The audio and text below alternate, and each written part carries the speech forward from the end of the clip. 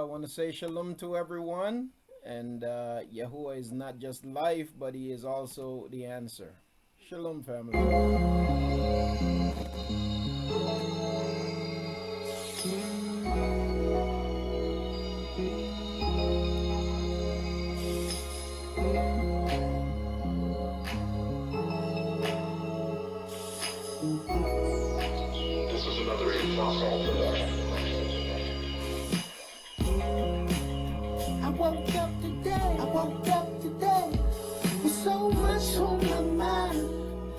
just trying to get by.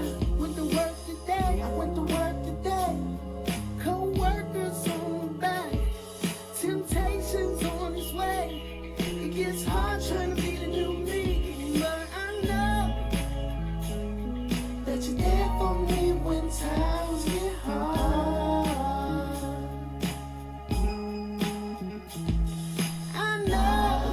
I know, if I live your way, you are not far. Yahuah's the answer to my problems, to my worries, to my fears. Yahuah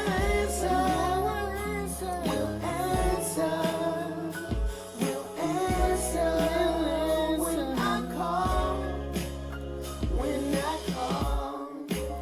I went out today, so the nations is living their ways. I try to front like I'm perfect, but inside I'm still working. I'm quick to judge those verses. I should be praying they change, but I know that you're there for me when times get hard. Said I know, if I live your way, you are not far.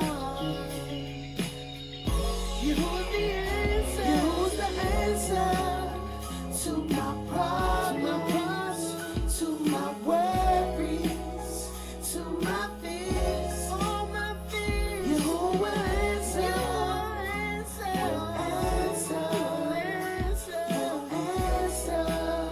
when I call, as long as I live your way. If I keep your Torah, live your way, you will answer. And believe in Yahusha, as long as I live your way, as long as you will always answer my call when I'm going through. And I know that you're there for me when times get hard. Yahuah I know, if I live your way, you are not far. Yahuah's the answer to my problems, you hear my cry, to my worries, to my fears. Yahuah listen, will answer, he's always there, will answer when I call, when I call, when I call, when I call. Always remember Psalm 20, verse 4 through 9. Because you are going to your heart and kill all your plans. We sing our deliverance, and in the name of our Elohim, we set up a banner, Yahuah, till all of your requests. Now I know that Yahuah shall save his anointed. He answers him from his set apart Shemayim, from the setting light of his right hand. Some trust in chariots and some in horses, but we remember the name of Yahuah our Elohim. They have bowed down and fallen, but we have risen and are established. Save Yahuah. Let the Sovereign answer us in the day we call. Allahu Yahuah, praise Yahuah. And just one more reminder, family. Not just that he answers, but in the meantime, we need to endure. So one more song, and then we're going to get started today. Allahu Yah, I want to say shalom to each and every one of you. It is great to see you. And this is Endure.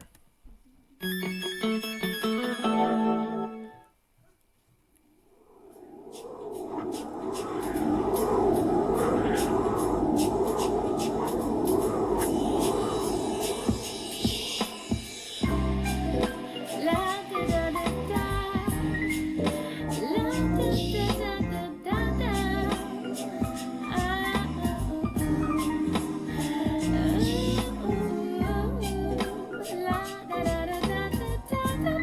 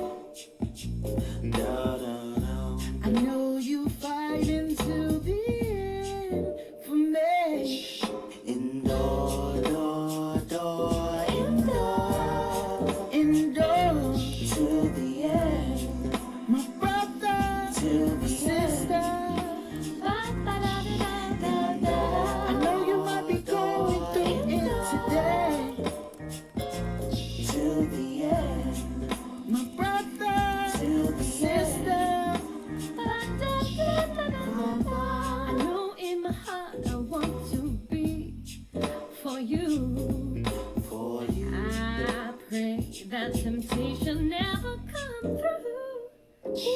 Come through. I know that you just love me for me. For me. When I have people judge me, I forgive them. Endure Till the end. my brother, Till the end. my sister, endure, Till the end. keep my brother, Till the end. and the witness of the Messiah.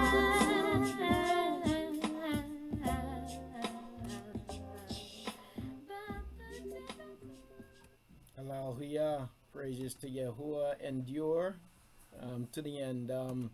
As we begin this morning, I'd like to, or this afternoon, I'd like to begin by reading from Tahalim, the book of Tahalim, chapter 1, Mashpaka. And so bear with me while I get that on the screen here for you.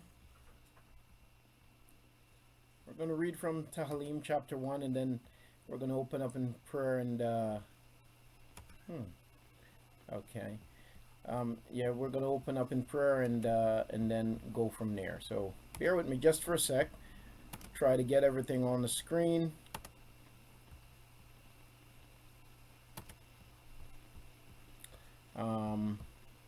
I get this on YouTube also.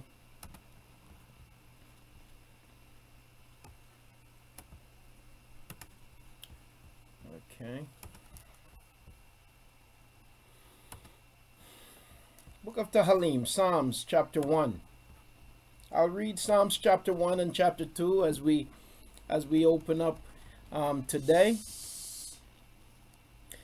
Tahalim chapter 1, it says, Happy is the man who shall not walk in the counsel of the wrong, and shall not stand in the path of sinners, transgressors, and shall not sit in the seat of scoffers. But his delight is in the Torah of Yahuah, and he meditates in his Torah day and night.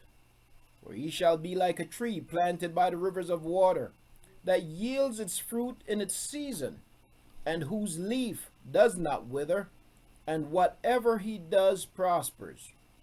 The wrong are not so, but are like the chaff which the wind blows away. Therefore the wrong shall not rise in the judgment,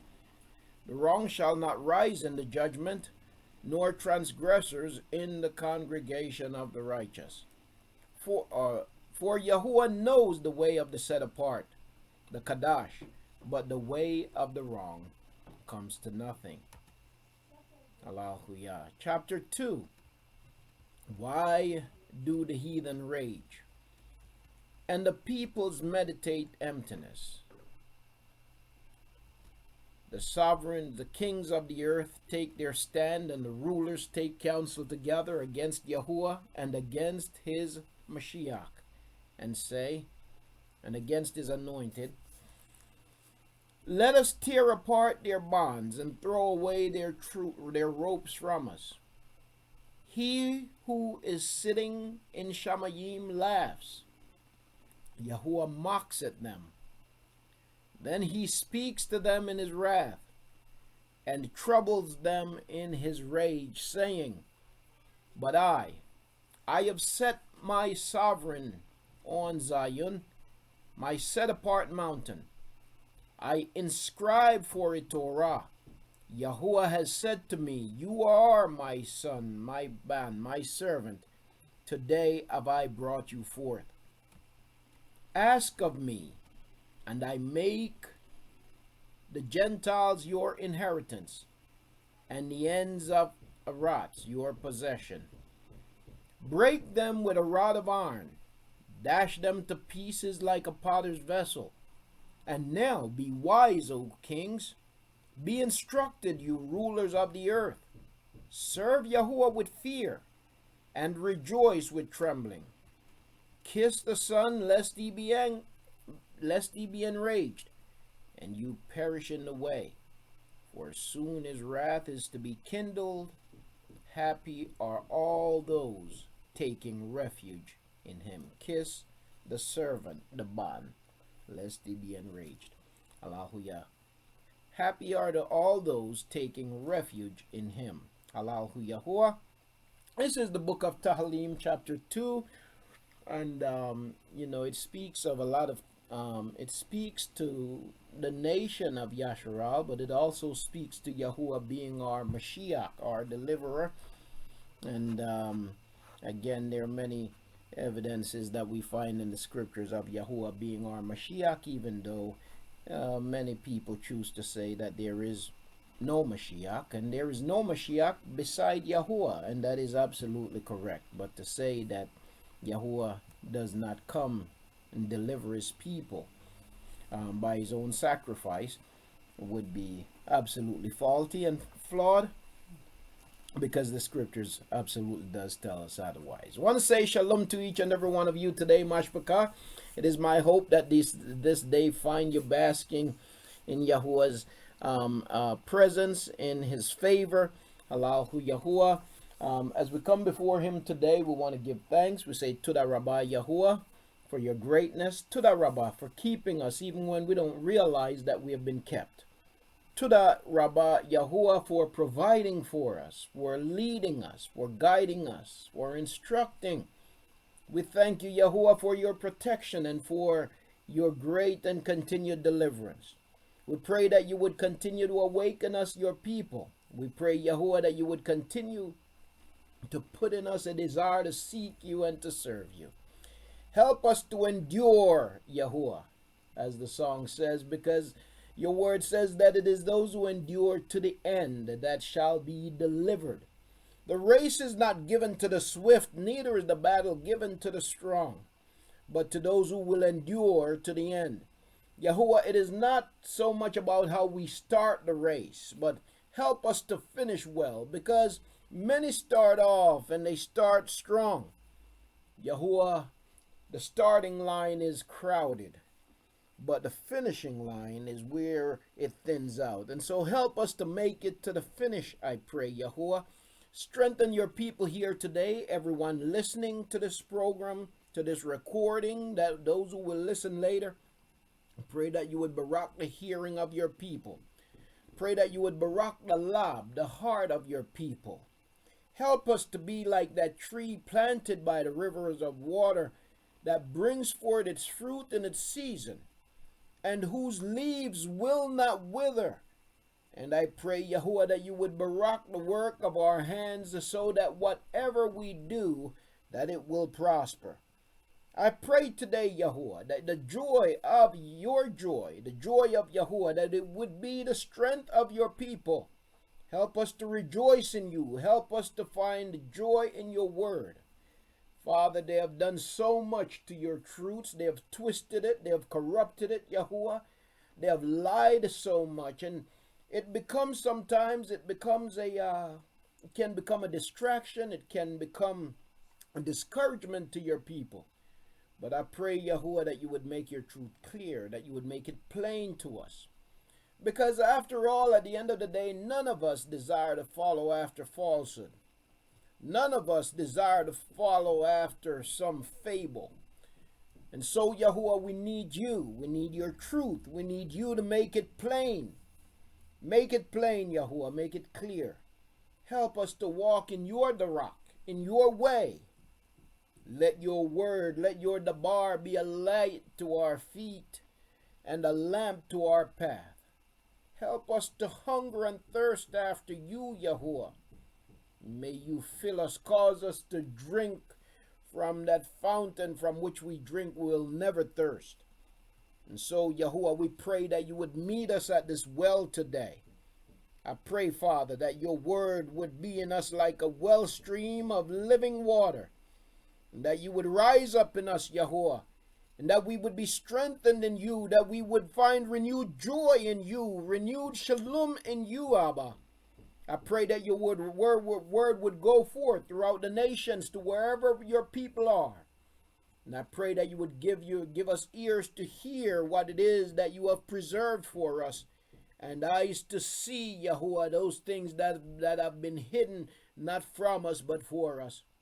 And so I pray that you would that you would uncover the treasures of your word, the treasures of life, and let it bring joy to our hearts. Let it bring encouragement to our beings. Let it be medicine to our bones. Barak every household represented here today, every child, every grown person. Father, I pray that you would strengthen our belief. Yahuah, you said that if we lack belief, then we ought to ask for it. And so where there is a wavering and where there is a lacking today, I pray, Yahuah, that you would strengthen. Give us more belief. Give us strength to run the race, Yahuah. Help us to seek after you, to hunger and thirst for you. Barak us this day. Hallelujah. In your great name we ask. Aman. Hallelujah. Praises to Yahuah. Praise Yahuah. Want to say shalom once again, Mashpaka, to my beautiful family in Yahuah. It is great indeed to see each and every one of you. It is my hope truly that the joy of Yahuah is your strength today. May Yahuah continue to shine his face upon you. Praises to Yahuah. And may his word today, may it be a source of strength to all of us. As we open his word, I pray that that Yahuah would truly open up our eyes to see the beauty of his wisdom, the beauty of his word is the bar. Hallelujah. And so let me begin by just greeting our Mashpaka. Bear with me here while I do that. I'm gonna begin on I'll begin here on Fuse. I want to say shalom to my Akut Adelaide. It is wonderful to see you, Akut. To my Aki Adial, I say shalom to you also, my Aki. And to my Akut Amunayahu, it is great to see you as always, Akut. To my Akut Gina, greetings to you in the awesome name of Yahuah. Also to my Akut Lena, I say shalom to you, my Akut Lena. Wonderful to see you. To Akut Mia Farley, wonderful to see you as always, my Akut. Shalom to you. Greetings in Yahuah's great and awesome preserving name. To my Akut Sherry and Aki Yahakub, servants of Yahuah. Also, I want to say shalom to Akut Telesia. Wonderful to see you as always, Akut. And also to Akut Vernice, I say shalom to you, Akut. Joining us from all the way across over there on the west coast. Shalom to you, my beloved Akut. Also to my Aki Damon, I want to say shalom to you. Shalom to Akut Lanesha, and also to the baby. We say shalom. Yahuah shalom to you, family. Great to see you all. It is my hope that the barakah of Yahuah is heavy upon your life, and even at this particular stage of nurturing a young one, may Yahuah truly barak you, barak your house, barak your way, and barak that child. Let me say also shalom to my Aki ZakarYahu. It is wonderful to see you, my Aki. Great indeed to see you. To Akut Yolanda, I say shalom also. And to 757-897-2358. Someone joining us via phone, I want to say shalom, Mashpaka. And also to my Akut Mahalia. Greetings to you, my Akut. Wonderful to see you as always. Shalom, family. Great to see each and every one of you today. I'm going to turn my attention here momentarily to YouTube. Okay, so let's see. Bear with me just for a sec. I find my place. Got a lot of windows open. So let's see. To my family on YouTube, I want to say shalom to Akut Mary. Akut Mary Bell Rivera. I want to say shalom to you, Akut. Wonderful to have you with us again. Also want to say shalom to my Akut Mary. That's Akut Mary Boatwright. Shalom to you, Akut. I noticed you noted that you couldn't get audio. You wasn't able to get audio on Zoom. And so you're on YouTube. Not sure what the problem was there, but great to know that you're still able to hear us. Praise Yahuah for that. Shalom to you, family. Also want to say shalom to my Akut G. Great to see you as always, Akut G. And Akut Sherry is represented there also on YouTube. And to the family on YouTube, those listening whose names aren't represented on the screen, I want to say shalom to you. And let's not forget our Mashpaka joining us via Facebook Live. I want to say shalom to the Mashpaka joining us via Facebook Live. And I also want to get this information for anybody who may want to join us on Zoom. Let me find it. If you would like to join us via on Zoom in the room, then the number is 853-555-904. That's 853-555-904. And there is a way too that you can, there's an URL. I'm going to try to copy it. Oops. Let's see if I can copy it. I don't think I can from here. But basically it's https semicolon //zoom.us/j/853-555-904. That's if you want to type that into your browser. It will also take you to the to the room. And that's https semicolon / is that forward or backwards? I think it's forward. / zoom ZOOM .us / the letter J / 853-555-904. And that's for anyone who, if you wanted to come directly. So the meeting ID again is 853-555-904. Okay. All right. Well, Mashpaka, we're going to get into today. Okay, we're going to get right into it, and later on we'll open up the microphone. But the title of our study for today is a study that we tried to get into last week, but we were, due to technical difficulties, we were unable to get to it. And so the title of our study is The Flying Scroll, Mountains of Bronze, and 4 Chariots. The Flying Scroll, Mountains of Bronze, and 4 Chariots. All right. And so we're going back to the book of ZakarYahu. ZakarYahu chapter 5 and 6 is what we will be covering. Okay. And that will take us into a few more places also. That will take us into a few more scriptures besides those.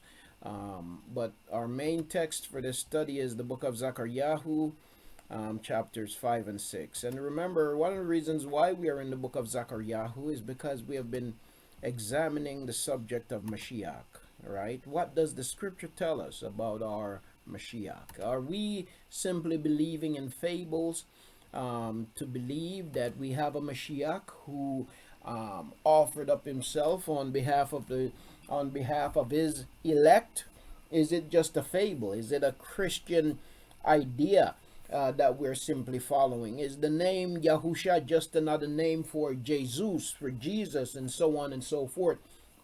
And so we have been looking for answers for that from the scriptures, because there are voices out there that's echoing those things, and it's very appealing to our people, and understandably so, because after we, when you begin to awaken and realize just how much you have been lied to, right?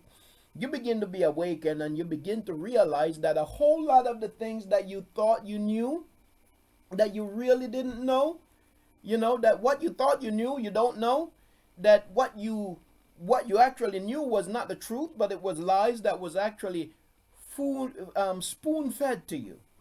Then when you begin to realize that, you come to a point where you have a problem with trust. You have a problem with trusting anything or anyone, right? You have a problem trusting anything or anyone when you realize that you have been lied to for so long, you see, and you have been lied to by the people that you thought you could trust the most. You know, I woke up one morning this week as I got ready for work. Woke up at 5 in the morning to get ready as I do, and I turned the television on, and it was on WHYY channel 12. Channel will be different in your area, but it's the public TV station. And I like to watch that channel from time to time because there are certain things that they will show that the other commercialized stations won't show. But this public broadcasting station, there are certain subjects and topics that they'll get into that the other channels won't get into. And I like it in for example, they, when it comes to subject of racial issues and injustices and things like that, they really show the history, you know, and so for that reason and other reasons, I'll watch this channel. Anyway, I turned on the television, and from the night before it was on that channel. So when I turned it on, it's on channel 12, and there was a doctor on there, and he was talking about food, okay? And as I turned the television on, just so happened that he was talking about milk. And he was pointing out how devastating milk is to the human body, the milk that they're selling you. And he's actually telling you how the government actually lied to us about milk, and uses your money, taxpayers' money, to run multi-million-dollar ads, commercials, to promote the lie that they have sold people on milk. He was talking about how milk causes cancer in the human body, how it creates a lot of inflammation, and just I don't remember all of the information that he was sharing about milk, but and it wasn't just milk. He was showing the role of government in the in the miseducation, and in the what's another word I'm looking for, in the you know, when somebody lied to you, in the deception, right? And they're doing it simply because of money, okay? Because of money, because it makes some people rich, and it props up the stock market and whatever else. That's their motivation. At the root of it is money, okay? But he was talking about all of this, and you thought, and you say, man, that's crazy that somebody would put so much money into creating lies that look so compelling and have so many people buying into it, you see, and so much effort into it. You know, you think about, okay, so they lie to you about milk, right? You think about marijuana, and not even marijuana, because even the name marijuana was invented to promote the agenda, the lying agenda against the plant, right? So even the very name marijuana was given to the medicine, to tell people that this is dangerous. This is a Schedule 1 drug, that it will kill you, and it will cause you to do this, that, and it will cause you to jump out of a window. It will cause white people to want to go sleep with people that are less than humans, black people, so you will need to stay away from that, you know. But so marijuana, the name marijuana, was given to the medication to create a sense of create a picture of a seductress woman, okay, marijuana, Marijuana. You know, it's supposed to be a seductive name, and they have a picture that goes with the name, but it's a picture of seduction. So the whole point is you want to stay away from this thing. And so over several years, they went about lying to people about the negative impact of marijuana and all of the bad things that it will do to you. And the truth is, the fact of the matter is that none of it was true. None of it was true. But you know, it was Martin Luther King who said one time that the truth pressed down in the ground will rise again. Truth pressed down in the ground will rise again. And we're going to see that. We're going to get an understanding of some of this today from the book of ZakarYahu as we study. But my point is that after you have been lied to about so many things, there comes a point when you begin to develop trust issues, right? You begin to question, what can I believe? What should I believe? Is there anything or anyone that I can truly and sincerely believe? It's not that I don't want to believe, but you know what? I'm to the point now where I don't know what to believe. And so many of our people are in that place right now. They want to believe. There's evidence. Sometimes you look around you and you see stuff that compel you to believe. Yes, I believe that there is a creator. Yes, I believe they have a father. But you know what? Then some other stuff come up. And can I really believe that? Is it just something that's made up, right? And so our people are in a place where they're wrestling with what to believe. You know, and so even the subject of our deliverer becomes a problem. And so that's one of the reasons why we went to the book of ZakarYahu. And so now we're in chapter 5 and chapter 6. We had gone over chapter 5. We had gone over chapter 5 and chapter 6 already. But when we started off, we kind of looked at the text from the perspective of the world, right? We kind of looked at the text from the perspective of the world. But today what I want to do is I want to bring it back home, because you see, the scriptures tells us, Yahuah tells us in his word, that judgment must begin in his house first. Judgment begins in his house first, okay? Judgment begins in the house of Yahuah first. And so there's a point in that. A lot of times we tend to, and it's just the way we are as a people, we tend to look outside first before we look within. We tend to look outside before we look within. But that's not what Yahuah wants us to do. Yahuah wants us to look inside first, and then we can look outside. Examine ourselves first before we think about judging or examining anybody else.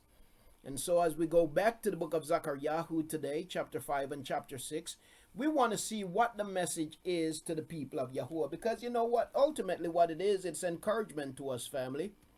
It's encouragement for when we find ourselves in this place of doubt, in this place of questioning, in this place of not knowing what to believe and who to trust. It's a word from Yahuah to encourage us and to explain to us, to show us why it is that we are where we are, what must unfold, and how it will end. That's what the book of ZakarYahu is really all about.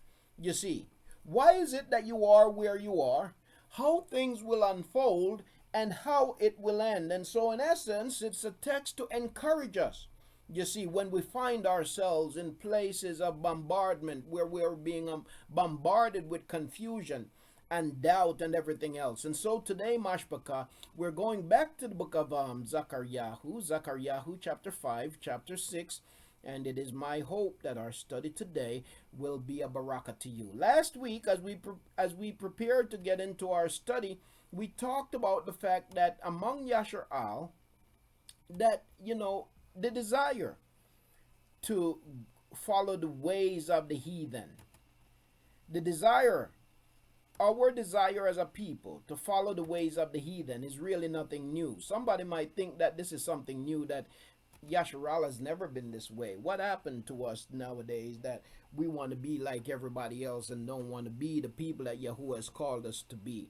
This is something new, some people will say. But the fact of the matter is, it's not new. It's really nothing new. You see, it's really nothing new. But it actually goes back to the very foundation of Yasharal. Yasharal have always been that way. That's why Yahuah called us a stiff-necked people. We have always been a stiff-necked people, a people who tend to not appreciate what we have at home, but we find what somebody else has to be more appealing, and we want what they have instead of what have been given to us. And so for that reason, Mashpaka, today we're going to go to, let me get this on the screen for our family on Zoom to see. Today, as we prepare to go into the book of ZakarYahu, I'm going to walk down memory lane for a little bit, just to remind us of our very nature, people of Yasharal, right? Let's go to the book of, we're going to go to the book of Maccabeus, okay, first Maccabeus. We're going to look at a little bit of history. Last week we talked about Christianity, the history of Christianity a little bit last week as we prepared to begin, but we had some issues and we didn't really get a chance to get into it. I'm not going to spend a lot of time on the history so much today because I really want to get to the text, but I want to just read a little bit from the book of Maccabeus. It's a book that we have studied in the past, but let me just read from chapter 1 of first Maccabeus here real quick. And it happened after that Alexander, son of Philip, the Macedonian, who came out of the land of Kittim. Okay, Kittim is actually Europe. Okay, it's a reference to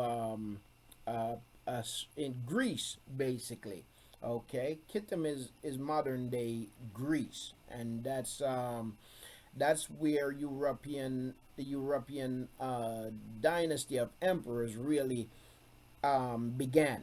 Okay, so, and it happened after that Alexander, son of Philip, the Macedonian, who came out of the land of Kittim.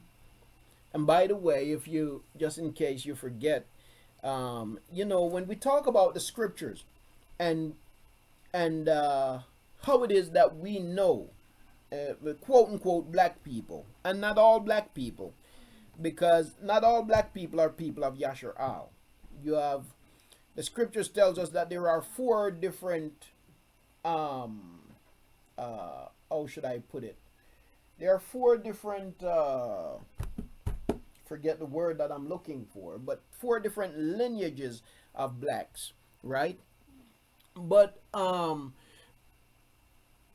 the scriptures tells us that not only do we see in the book of Devarim, Deuteronomy chapter 28, that the people of Yasharal would be taken into slavery by ships, but the scriptures also tell us in the book of Bamadabar, in the book of Numbers, it tells us who would take those people into captivity by ships. And it tells us that it is the people of Kittim that would take the people of Yasharal into captivity by ships. In other words, it says that it was going to be white people, it was going to be Europeans who would take the people of Yasharal into captivity by ships. So when it comes to evidence for who the people of the scriptures are, there is a multitude of evidence. Now what's interesting, I'm sorry, but I might be sounding all over the place here for a little bit, but follow me please, because all of it is related.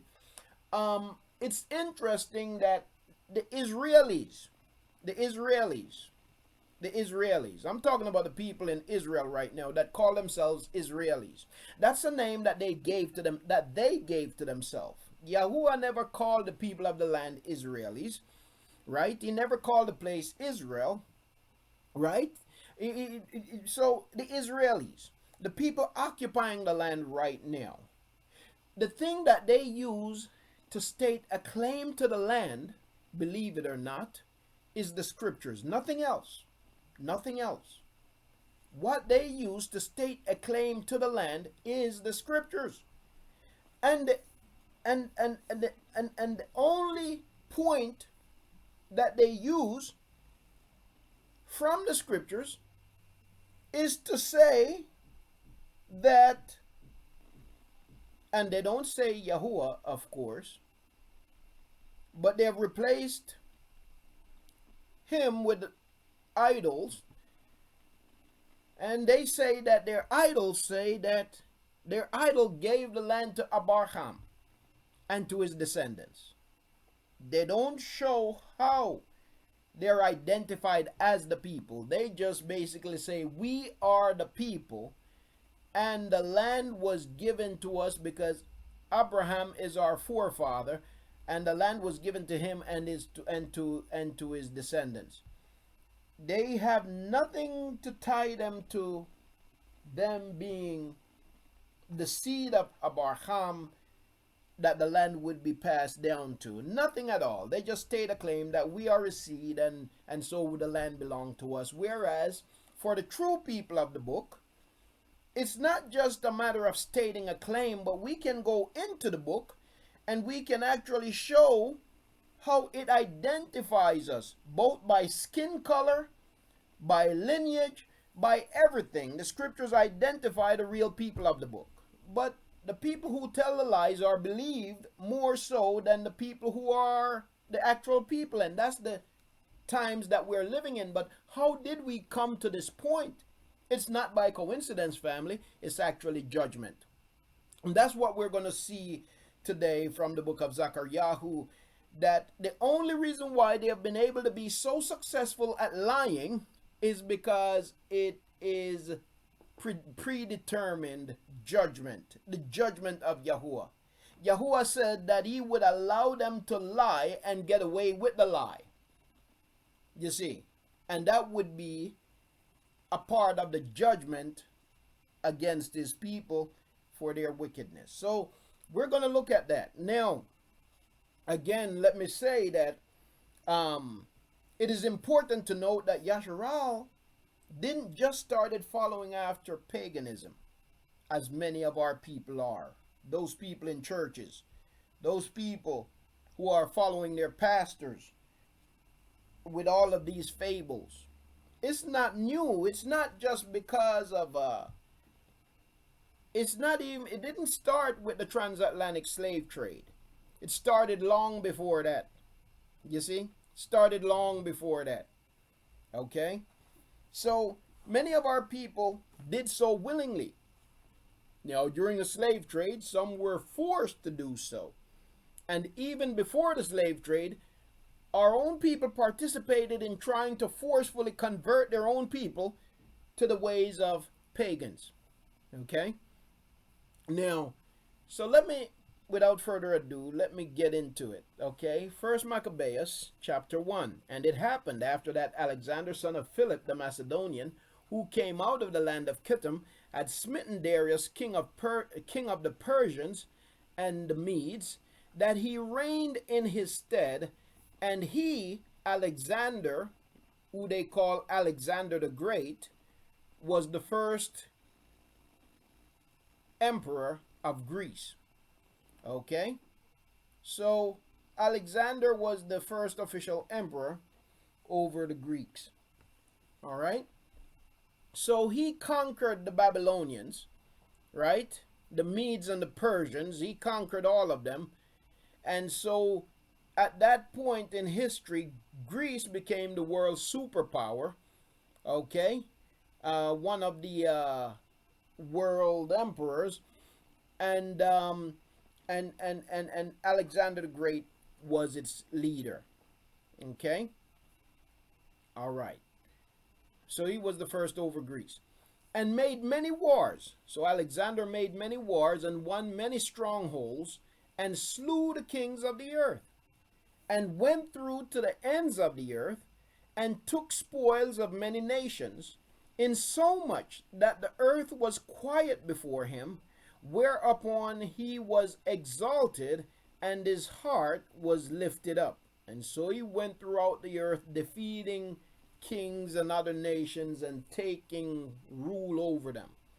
And he gathered a mighty strong host and ruled over countries and nations and kings who became tributaries unto him. They began to pay taxes to him. And after these things he fell sick, and perceived that he should die. Wherefore he called his servants, such as were honorable, and had been brought up with him from his youth, and parted his kingdom among them while he was yet alive. So Alexander reigned 12 years and then died. Now it's amazing how much he accomplished in just 12 years. You see? Yep. He had some wicked generals. He himself was wicked, and they were motivated by their wickedness. And so they just rode through the earth, conquering kingdoms and taking spoil. You see. So he, after 12 years of conquering, he conquered till there was nothing more for him to conquer. As a matter of fact, there was one place that he did not conquer. He had set his sights on China next, but he fell ill and went back home. And that's the only reason why he never attacked China. But he had set his sights on conquering China. The Chinese emperor was his next target. But he fell ill and never made it that far. Okay, but everything else he conquered. He had control of India because India was under the the Babylonian emperor. You see, all of those lands he conquered. Okay. Now, wherefore he called his servants, such as were honorable, and had been brought up with him from his youth, and parted his kingdom among them while he was yet alive. So Alexander reigned 12 years and then died. And his servants bare rule every one in his place. And after his death they all put crowns upon themselves, so did their sons after them many years. And evils were multiplied in the earth. That's interesting. Evils were multiplied in the earth. So after Alexander too, his kingdom was split up between, I believe, four of his generals, four main generals. But two of them in particular, you had Ptolemy that we started to talk about last week, and you had Seleucid. Seleucid was over Yasharal. Okay, Seleucid was over Yasharal, Jerusalem, Yasharal, and Ptolemy was over Egypt, Mitzrayim. And that's one of the interesting things. You have two Greek generals. When we talk about the identification of the people of Yasharal, there are certain little tidbits that we find in the scriptures that gives clue, that gives evidence as to who the people are, right? So you have the Greeks. Now, going back to the time of our Mashyach, when our Mashyach was on the earth as a child, you have Seleucid that was ruling in Jerusalem, in Yasharal, and you have Ptolemy that was ruling in Egypt. It was during this time of the Greeks who became Romans ruling over Yasharal and Egypt that the decree went forth to kill every young Abari baby boy under the age of 2. And so Yahusha and Mariam had to take cover in Mitzrayim to preserve the life of the Mashyach. Now, as the story is told, Mashyach, who was white, fled to Egypt, to hide out in Egypt, because he was hiding from the Roman emperor in Yasharal. But when he fled to Egypt, he was still fleeing to a place where the emperor was Roman or Greek/Roman emperor, you see. At the end of the day, what I'm saying is, the story makes no sense the way it's told. Because the fact of the matter is, if he was white fleeing into a black land, he would have stood out, right? As we all know. Because he's going to a place where the Greeks are ruling.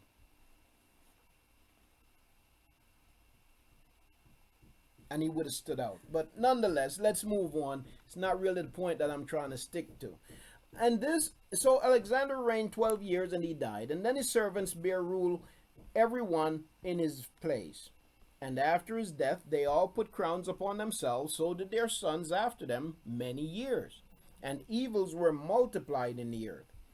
And there came out of them a wicked root, Antiochus, surnamed Epiphanes, and you can read a lot about him in the newer writings, son of Antiochus the king, who had been an hostage at Rome, and he reigned in the 137 years of the kingdom of the Greeks. In those days, now this is where I'm trying to get to. In those days went there out of Yasharal wicked men, who persuaded many, saying, let us go and make a contract with the heathen that are round about us. For since we departed from them, we have had much sorrow. So this is now people of Yasharal saying among themselves, let us go and live like them. Let us go make a contract with them. We want to be like them. Because, you know, to be like them, life is better. And the grass always looks greener on the other side. And that's a people, you see, are people who are ungrateful and unthankful, and they just want to be like the other nations, even though Yahuah cautioned them not to be like the other nations. So they said, we want to be like them. So this device, verse 12, so this device pleased them well.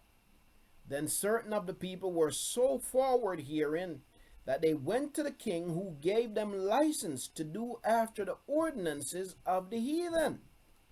Whereupon they built a place of exercise. They built a church, kirk, at Jerusalem, according to the customs of the heathen, and made themselves uncircumcised. They began to practice uncircumcision. It's the way it's written, it would seem as if they did some kind of surgery to cover their circumcision.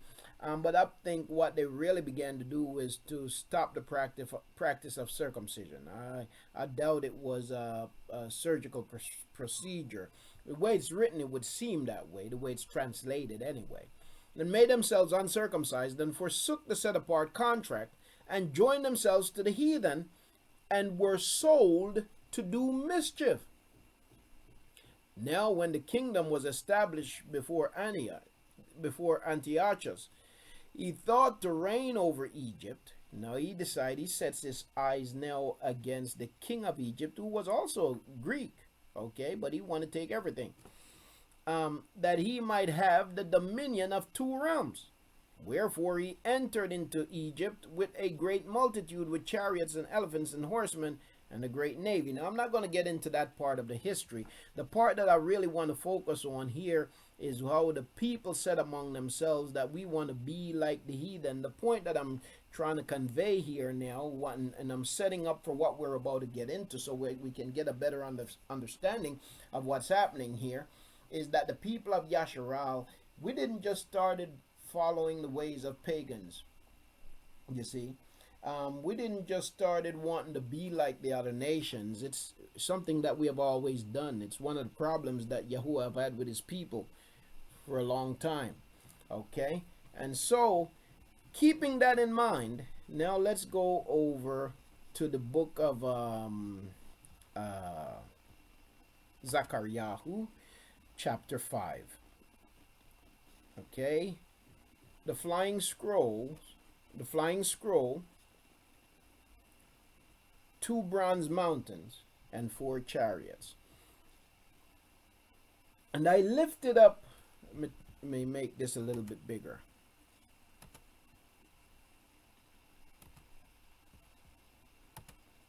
Anyway, let me just check.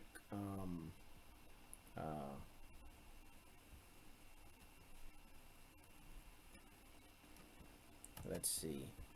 All right. Now, and I lifted up my eyes again, and looked, and saw a flying scroll.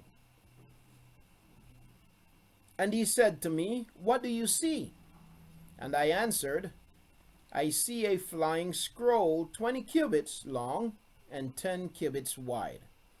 And he said to me, this is the curse that goes forth over the face. Now, you see where it says here, over the face of all the earth?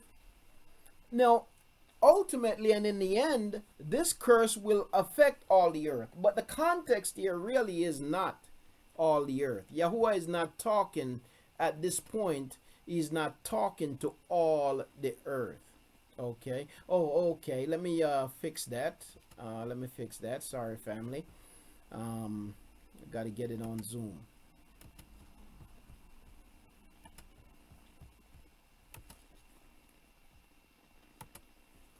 Okay, so all right, so let's see.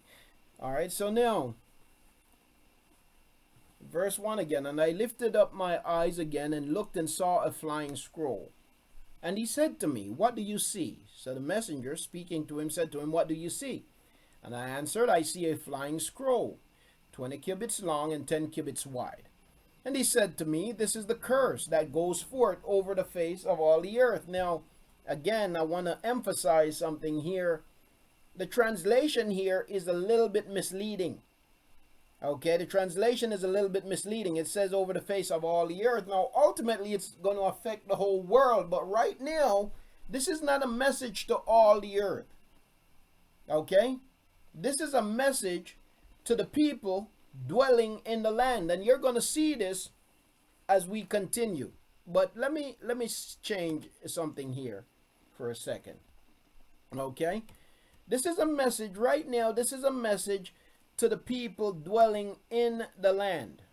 All right? This is a message to the people dwelling in the land. It's not a message to all the earth. And this is very important. That's why I'm emphasizing it right now, because it's important for us to understand it from its contextual perspective, so that we can be better affected by it. We can better be affected by it. Okay? And he said, and I didn't say affected, I said affected by it. Okay? And he said to me, what do you see? And I answered, I see a flying scroll.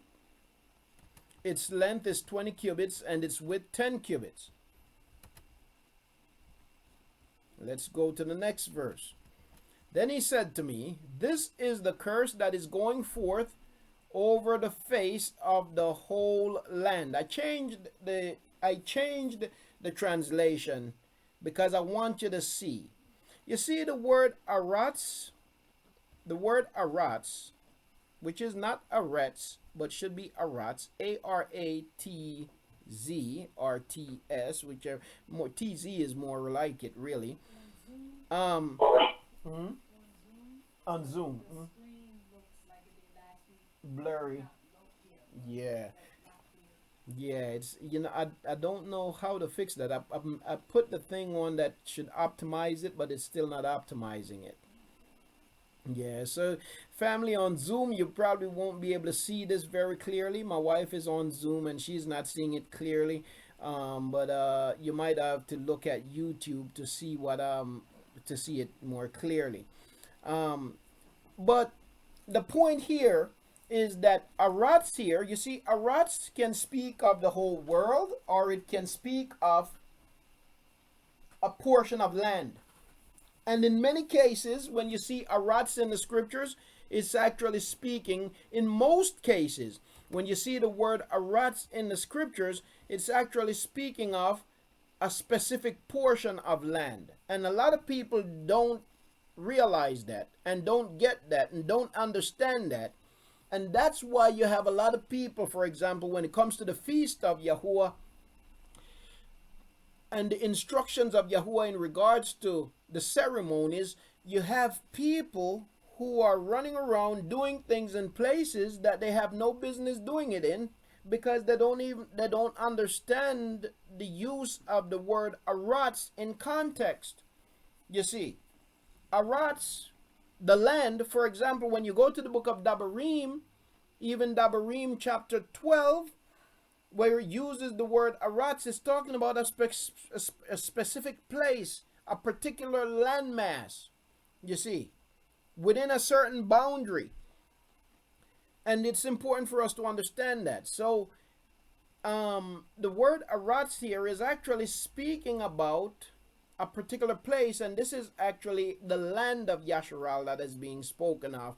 I'm going to read this verse again. I'm going to read it from both perspectives, and so you can see exactly what it is that I'm trying to communicate, because I don't know if I'm communicating the point effective enough. So I'm going to read both translations. I'm going to read this, and then I'm going to read the other translation again in hopes to highlight the point that I'm trying to make. Then he said to me, this is verse 3 of ZakarYahu chapter 5. Then he said to me, this is the curse that is going forth over the face of the whole land. This is the curse that is going forth over the face of the whole land.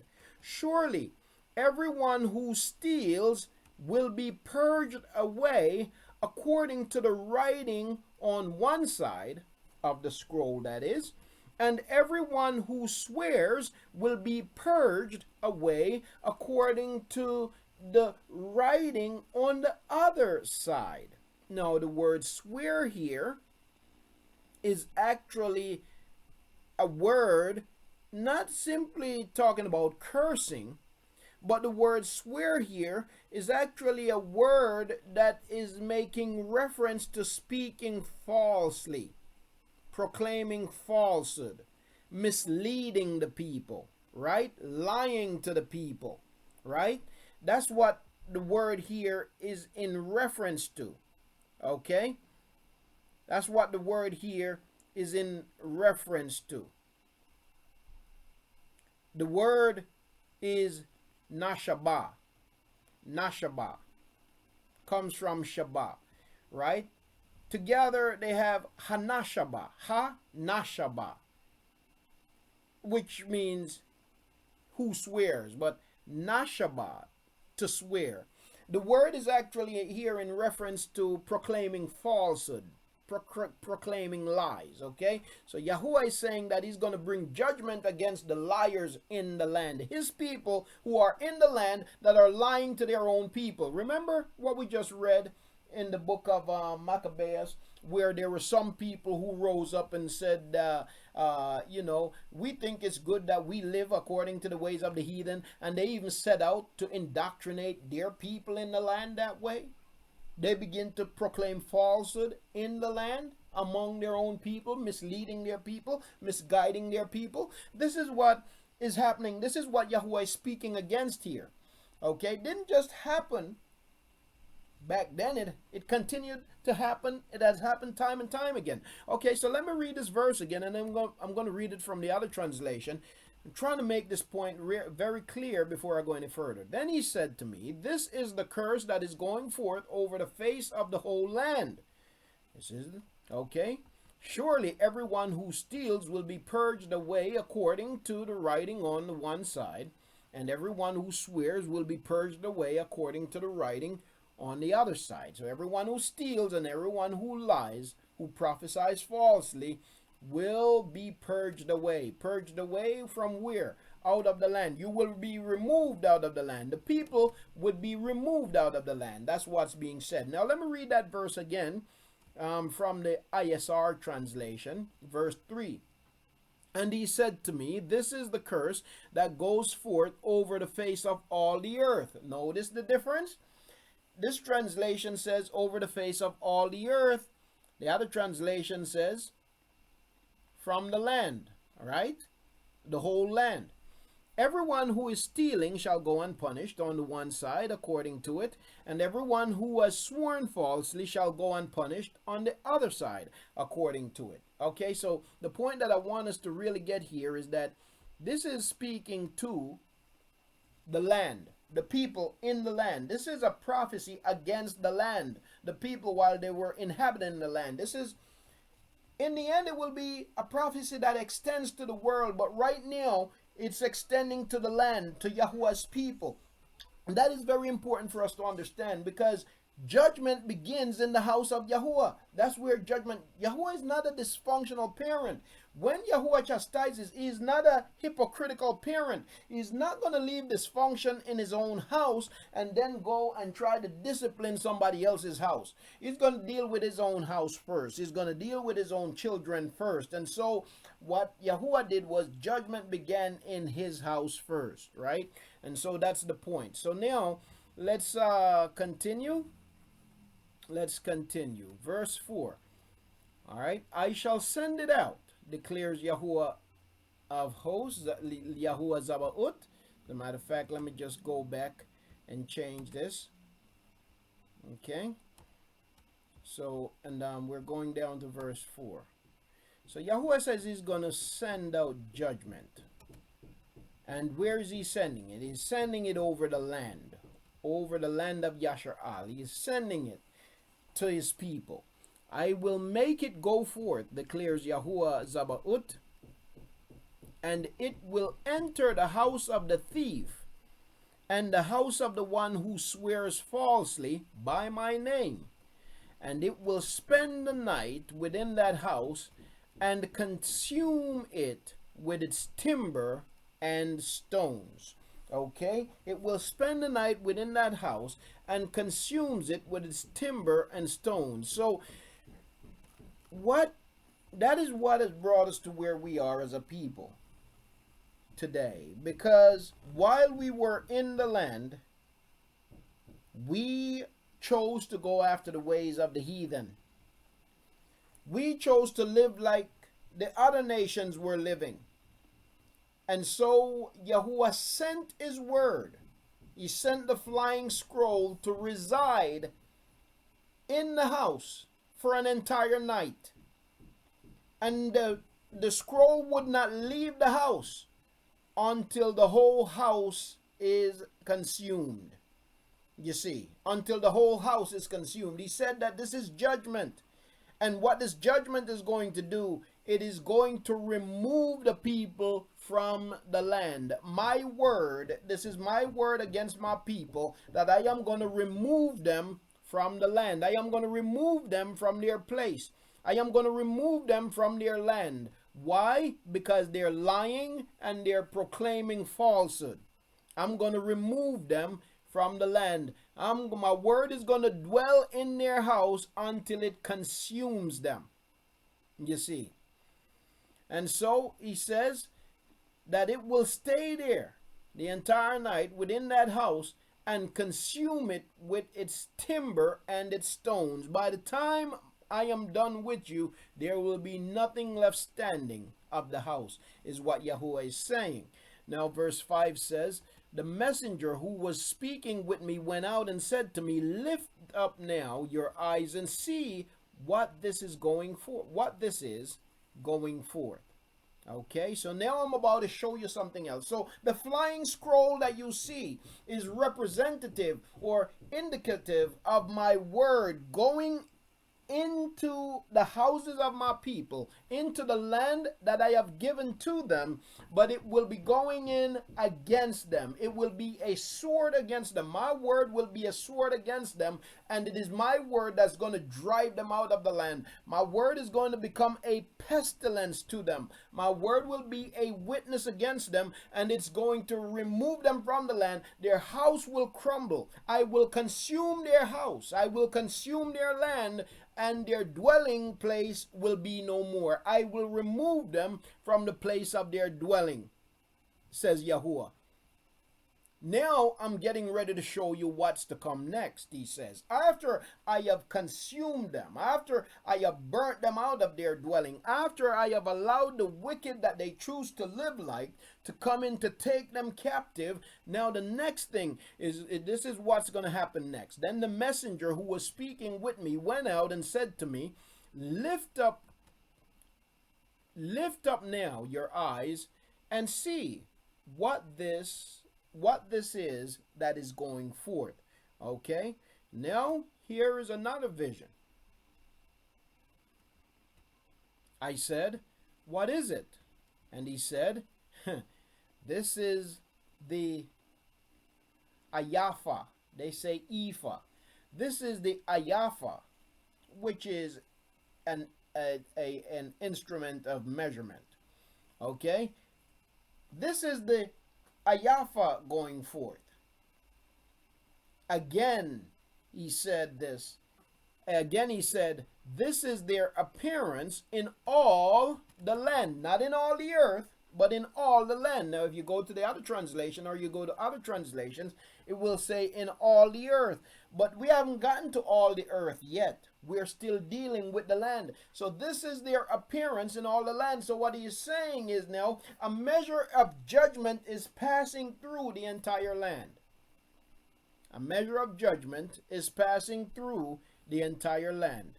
Okay, I have sent out judgment throughout the entire land. Okay? And behold, a lead cover. And see, a lead cover was lifted up.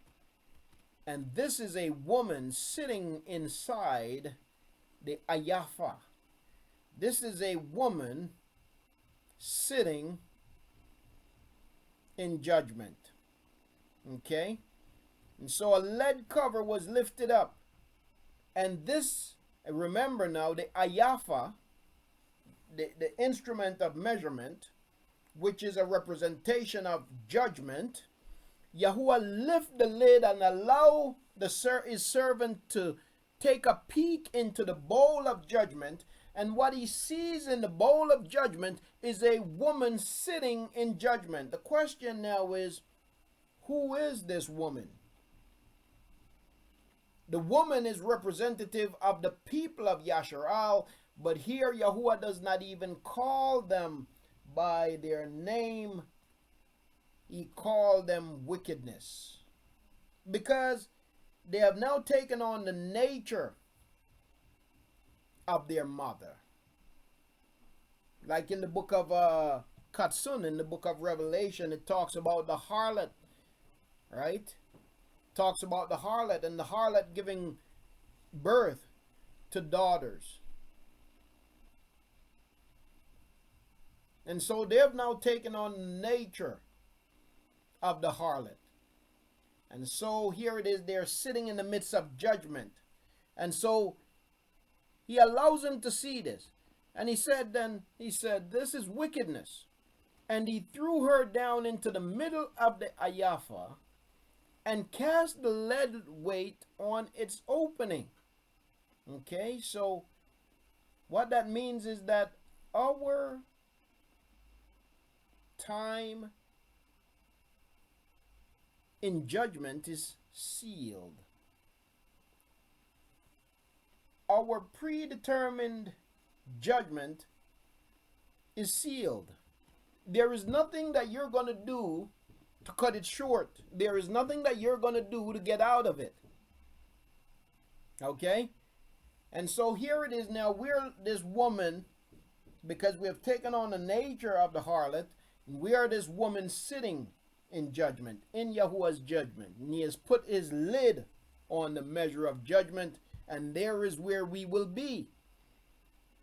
Then I lifted up my eyes and looked, and there 2 women were coming out with the wind in their wings, and they had wings like the wings of a stork, and they lifted up the Yahuah between Arats and Shamayim. Okay, so now Yahuah sends his messengers to pick up this bowl of judgment in which we now are. He sends his messengers to pick it up, and he's going to move us out of our place. And where does he sit us? Where will they sit us? I said to the messenger who was speaking with me, where are they taking the Yahuah?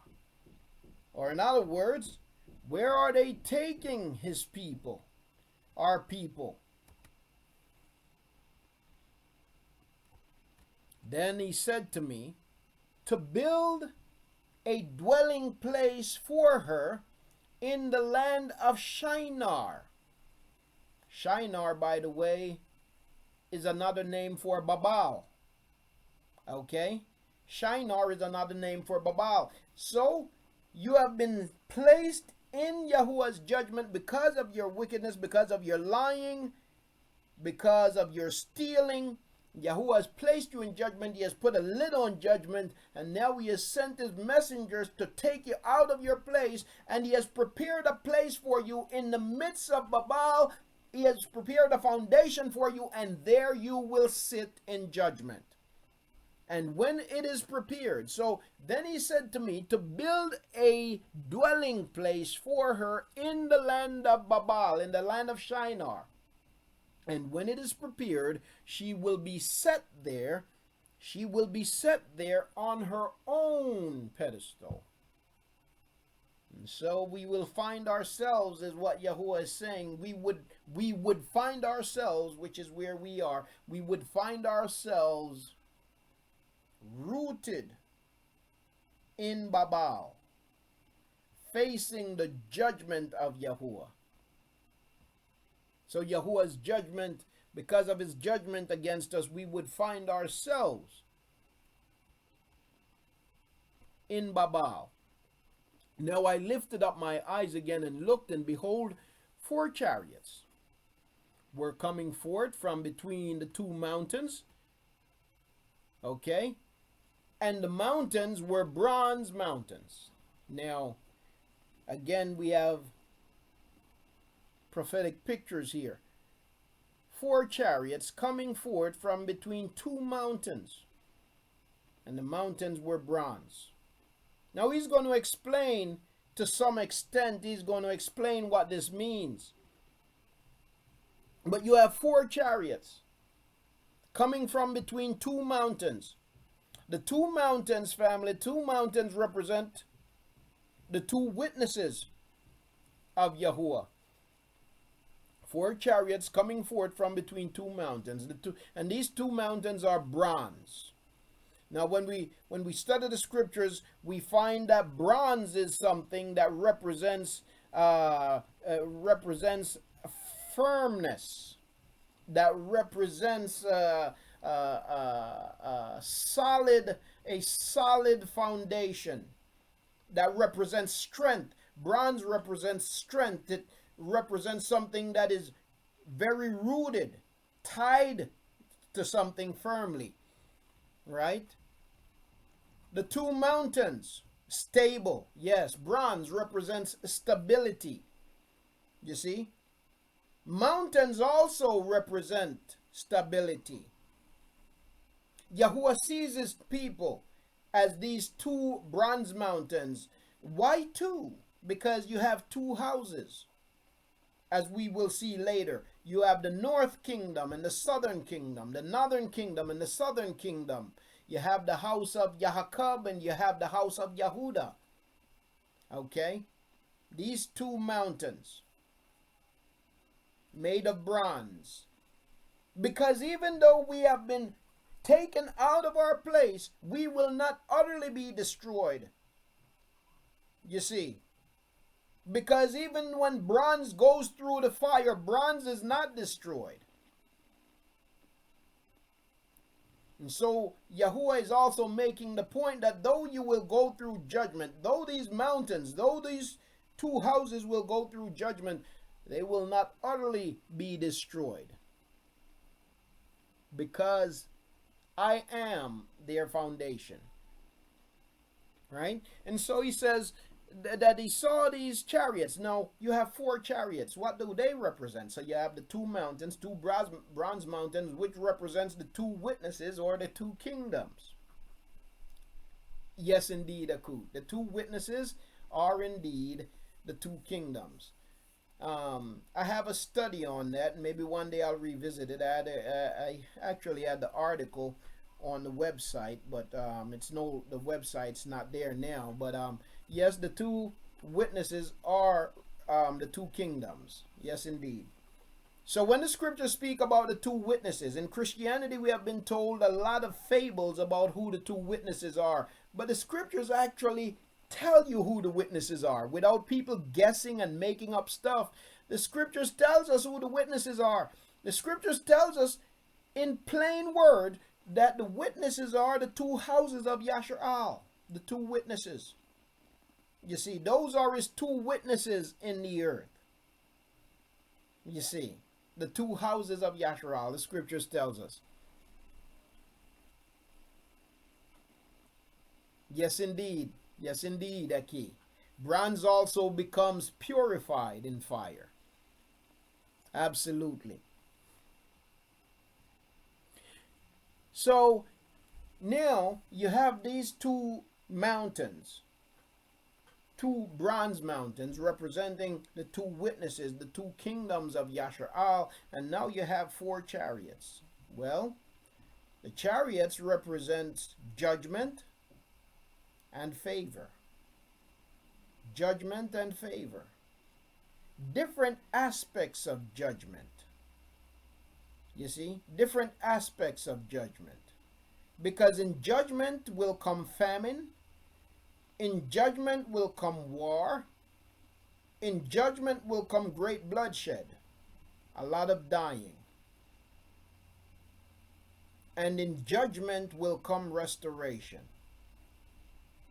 And so the chariots representing the judgment and the restoration of Yahuah, the declaration that Yahuah is our Malakim. He is King of Kings. He is Malak of Malakim. And he is Adun of Adonim.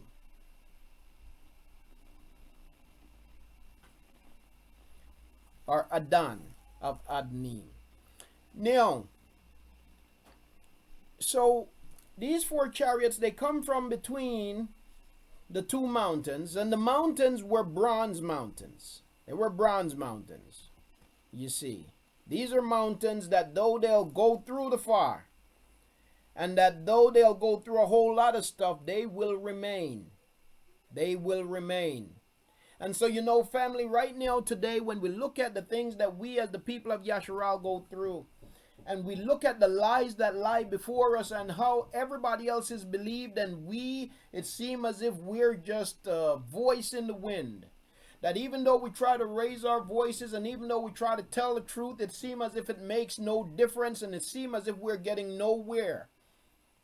Even though it seems as if the liars have the upper hand and that there is no way that we seeing it being any differently. Even though it seems that we'll never triumph, the reminder here is that we are mountains of bronze and that we will weather the storm.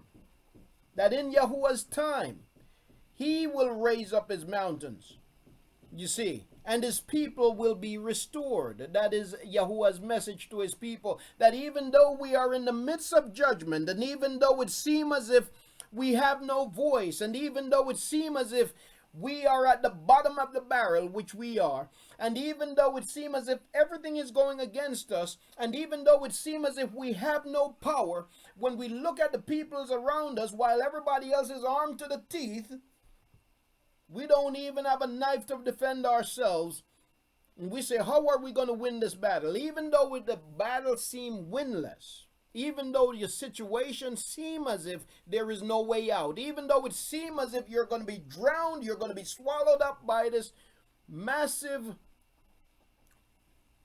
opening in the earth, Yahuwah says, you will not be destroyed. You will not ultimately be destroyed. You're a mountain of bronze. No matter how overwhelming the situation might seem, and no matter how much it might seem as if the odds are stacked against us, the point here is that the day comes when Yahuwah will once again raise up his people. The bronze mountains. And so we have these four chariots coming from between these two bronze mountains.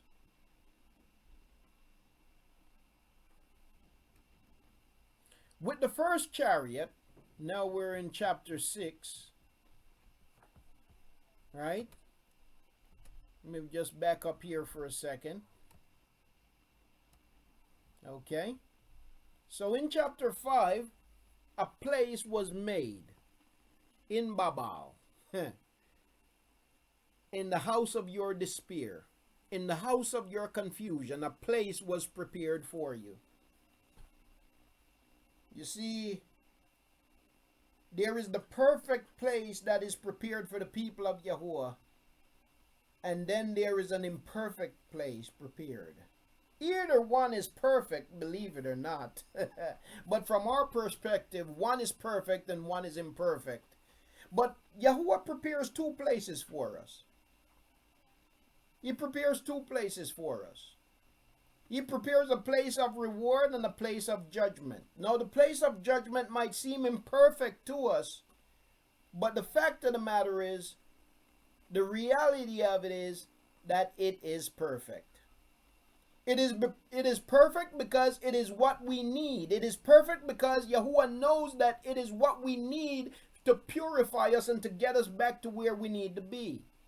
And so Yahuah prepares two perfect places for us, and he gives us a choice, a place before you, life and death, a baraka and a curse. And he tells you to choose life. But if you're so foolish to choose death, then he will sit you in that secondary place, that next perfect place. But it is a place that's not going to feel good to you, but it will be for your good. And so Yahuah prepares a place for us in Babal, and because of our lying and because of our stealing and because of us going against his way and because of us proclaiming falsehood, that's where we got to be careful, because if we continue to proclaim falsehood even while we're in Shinar, then we're only extending our stay in Shinar, because the purification process needs to take a little more time.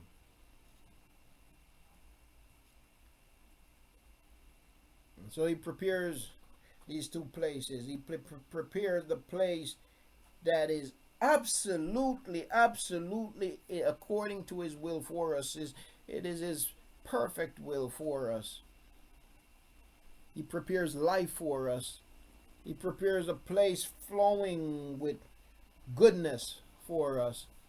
But when we detest that place, when we fail to appreciate that place, then there's another place that he has prepared, and that place is in Babal. That place is in Shinar, and that's where the purification, the purifying takes place. And after we have been purified, then he moves us into that place that we should have always been in. But now we can appreciate being there, hopefully. In many situations, we find that one generation appreciates it, but the generation that comes after that generation takes it for granted. And how much do we see that among ourselves and among our children, among our families? You have one generation that went through a hard struggle, and they work hard trying to make something of themselves, and they try to convey that to their children, but their children take it for granted, and they make no use of opportunities or situations. And for the one who came out of the hardship, have to claw their way out of the hardship, they look at it and they're brokenhearted, because they say, if they could only see what I'm trying to get them to see. But they don't see it, and so now they got to go through it themselves. We see in the book of Kings, in the book of Malachim, we see that time and time again, where one generation would rise up and they would do good, and then the generation that comes after them, they would do wickedly. But the generation that did good, they only did good because they saw what happened when the generation, when they did wickedly, and so they turned from their wickedness and they experienced the favor of Yahuah, and now they desire for their children to only experience the favor of Yahuah, but their children, having been born in favor, take favor for granted, and they turn to the ways of the heathen, and thereby they experience the judgments of Yahuah, where if they had only listened, they wouldn't have to. Now, with the first chariot were red horses. Red horses, never good. When you see red horses, not good. Red horses, chariot of war. But who are they warring against? The war is against the people of Yashar'ah. So family, even when we look at our captivity, when we look at the transatlantic slave trade, the horse that rode was the red horse. In the heat of the slavery, at the height of the slavery, the red horse and his rider was riding. There was constant bloodshed. among our people. Many died, men, women, and children. The red horse was riding. With the first chariot were red horses, and with the second chariot, so the red horse represents death, bloodshed.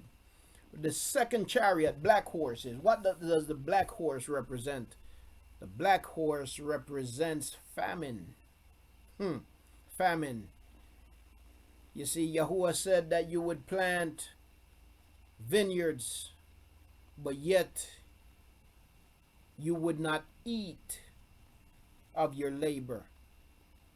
Say you would be planting grain, but yet you would be dying from starvation, and that's precisely what has happened to us time and time again. Even in this latter captivity, it has happened. You look at the world. You look at right here in America. Black people built America, and that's a fact. We built the White House, but we don't live in it. Right? We build the economy, but we don't benefit from it.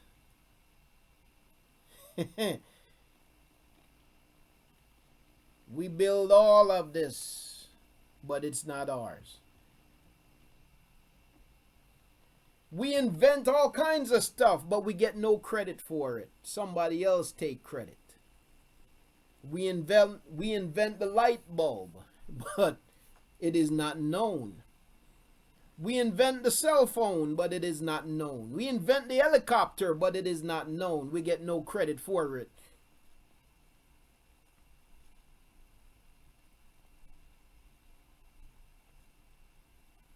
We invent and we build so much, but we get no credit for it. Instead, you know what the world sees us as? The world sees us as savages, no good people, quick to rage, all kinds of stuff, everything other than what we are. Terrorists, yes indeed. That's how we're seen. You know, family, the scroll is in our house. It is the judgment of Yahuah why the narrative remains the way it is. The scroll is in our house, and it will remain for an entire night. It will remain for an entire night. So the second is the black horse. Now, as mentioned, that black represents famine, right? In the book of ZakarYahu, 14, 1 through 3. Lamentations 4, 8 through 9. Lamentations 5 and 10. Let's look at those very quickly. ZakarYahu 14, 1 through 3. Okay, let's go to that very quickly.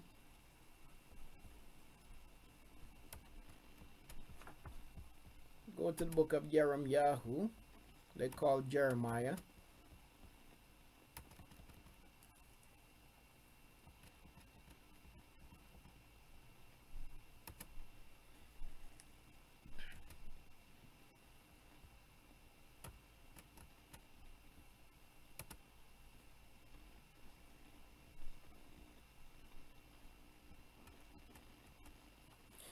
That which came as the word of Yahuah to ZakarYahu in regard to the drought. In regard to the drought. In regard to the famine.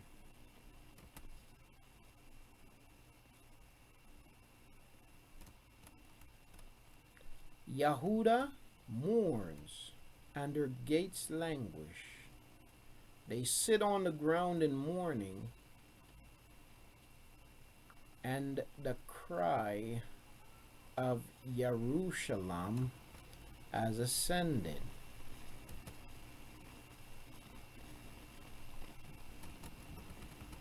Their nobles have sent their servants for water. They have come to the cisterns and found no water. They have returned with their vessels empty.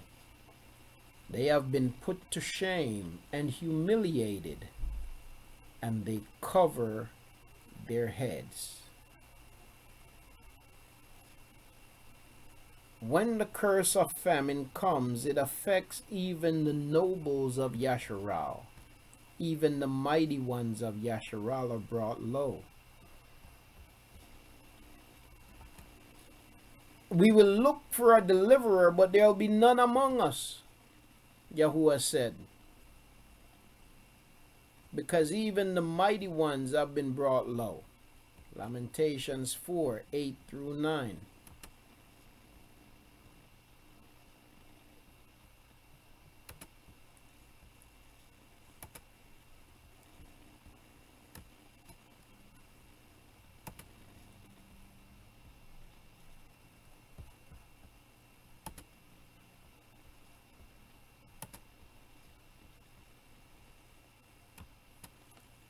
Their appearance, and by the way, this is also a text that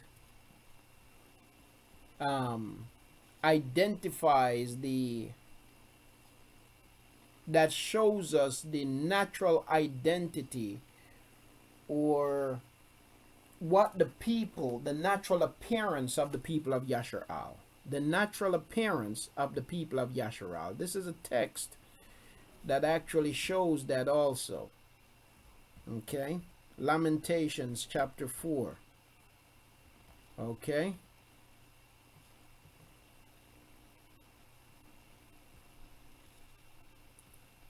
And by the way, I'm going to start at chapter 7 because I want to highlight some of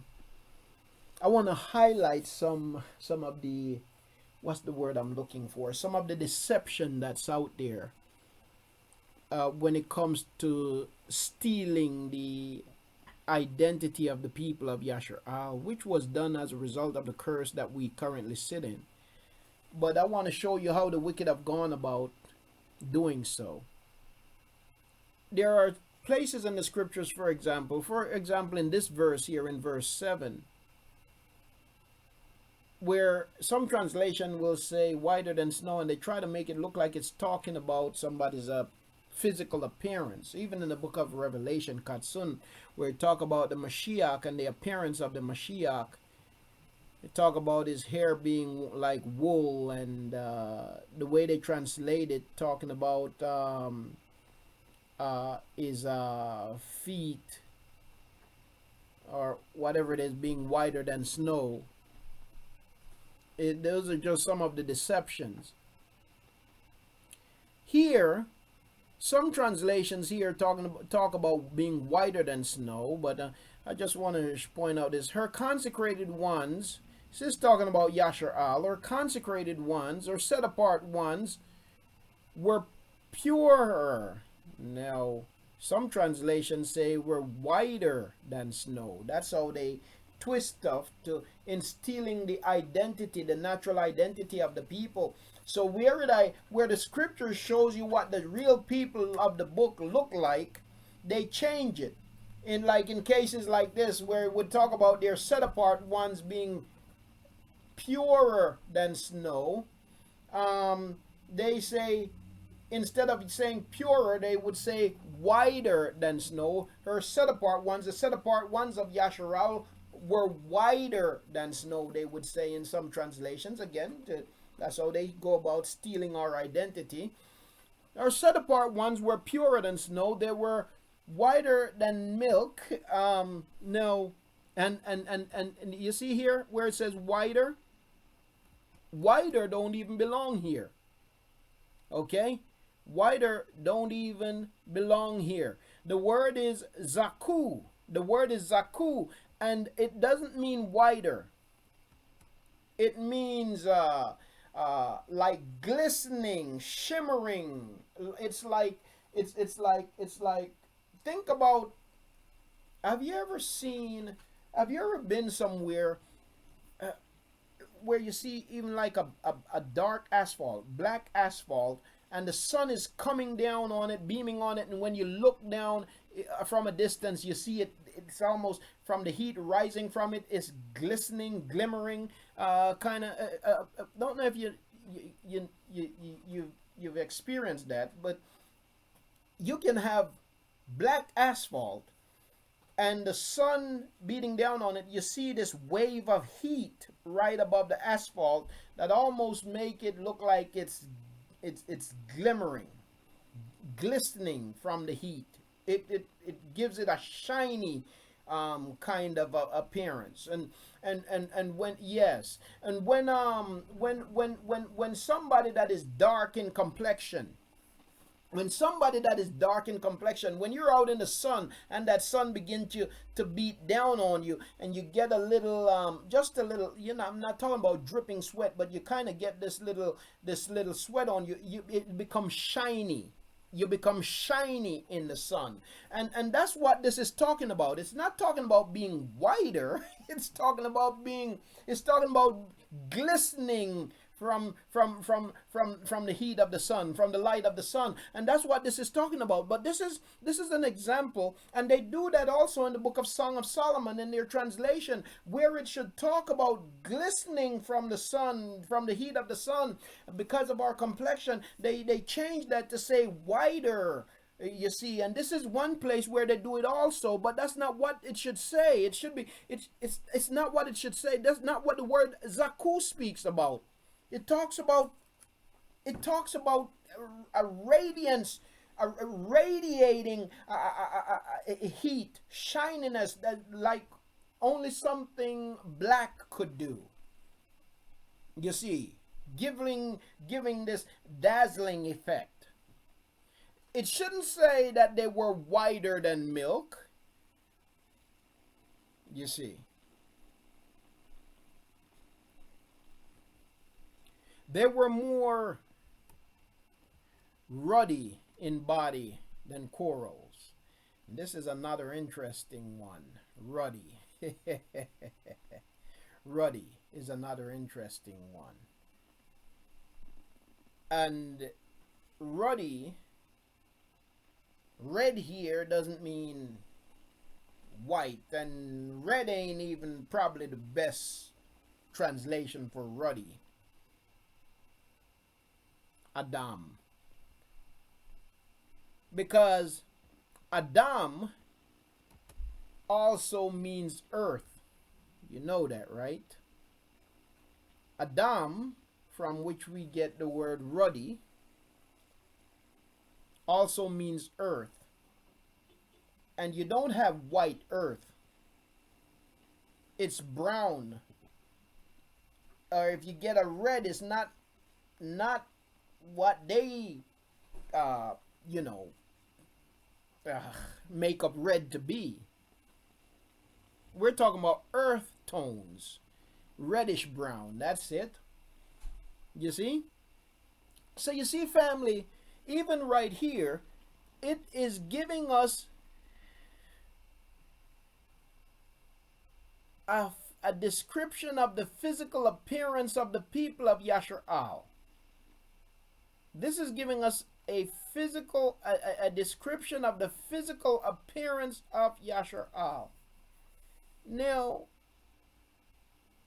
okay, when they were in obedience and everything was going well, how healthy they were, and how their bodies were in great condition, and how their appearance was just beautiful, that's where he begins.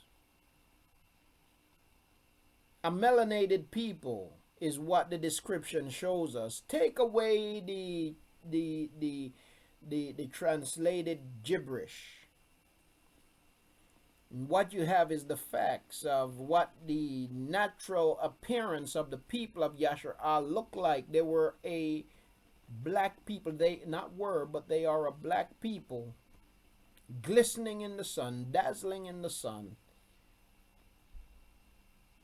They were ruddy, earth tone, brown and black. He's giving you, among our people, there are ranges of complexion, right?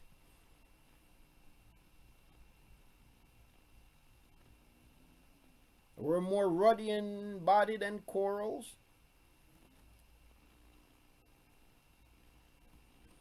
Their polishing was like, it says here, lapis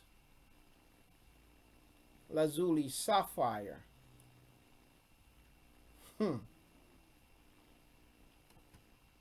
Beautiful to look upon before the curse. Their appearance is blacker than soot. Now watch this. This is the other part now when the famine comes. If they were white like the other verse says, if they were quote unquote white, as the other verse say, when they begin to experience famine, would they have become blacker than soot? Or think about those smile of what they call it, feed the children commercials, right? Where they show starving children in Africa. Think about where you see starving children in Africa, and think about the same feed the children commercial where you see starving children in other countries, like in the Balkans, places like that, European countries where you still have white children who are starving. Now, if you notice in those commercials, starving children in Africa, their skin become less elastic. There's less elasticity, and their skin becomes darker. You see, darker than ash, right? But when you see the starving children in the other countries, their skin, you wouldn't say their skin become blacker than ash, right? They're starving, but their skin don't become that way because they're not black, right? So the point is that even in this text, it goes to show the very it shows you the physical appearance of the people of the land, the people of Yashar'al. Not really what we're on, but since we're going over the text, I might as well point it out. Their appearance is blacker than soot. They are not recognized in the streets. When the famine come, we're not even recognized in the streets. Talk about us not being recognized for who we are. We're not recognized in the streets. No one recognizes us. When you tell people outside of our people, for the most part, and unless for people of Yahuah, because they're people of Yahuah from other nations, okay, and unless for the elect of Yahuah from the other nations, other than the elect of Yahuah from the other nations, everybody else will just laugh at us when we tell them that we are the people. But if Yahuah does not open the eyes of them, they will not see, and neither can they hear when we tell them that we are the true people of the book. They laugh at you. You're unrecognized in the street. You see, your suffering and the famine cause you to be blacker than soot. That's the black horse that has come. They're not recognized in the streets. Their skin is shriveled. On their bones, it is withered. It has become like wood. You see, famine and starvation. We're looking at the 4 chariots. We're looking at the horsemen. One might say the horsemen of the apocalypse. Right? All right. Let's go over to one more. Chapter 5, verse 10. Famine.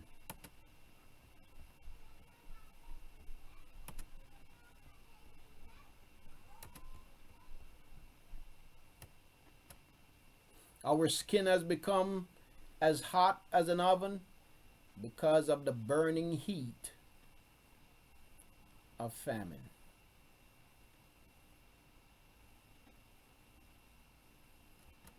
Now,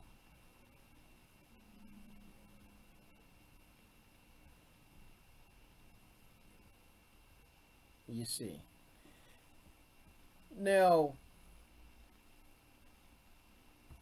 I'm going to go back to ZakarYahu chapter 6. ZakarYahu chapter 6.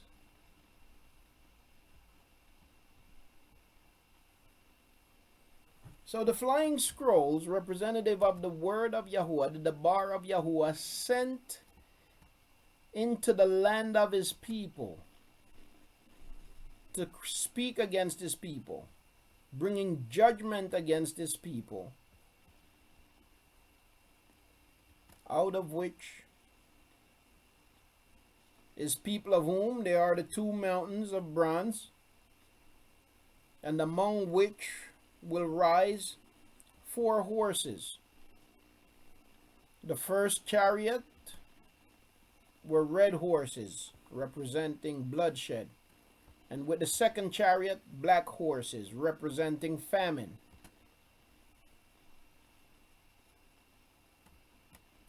With the third chariot, white horses, representing redemption.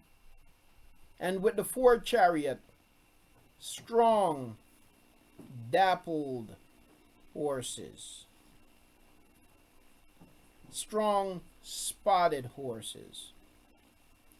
And you know, as I look at this, spotted horses, the thing that I get out of it is that after redemption, after the redemption of the people of Yahuah, and in the restoration, there will come a mixed multitude. Hence the spotted horses. Just as it was in Mitzrayim, when it was time for the people of Yasharal to be delivered out of Mitzrayim, leaving out of Mitzrayim, there was a mixed multitude. There was a mixed multitude as they left Mitzrayim. So after redemption, after the redemption, the white horse, representing redemption by or through our King. Okay, let's look at the book of Katsun, Revelation chapter 6. Ask your brother Jerry Elijah for me. Okay, so let's go to Revelation chapter 6 very quickly.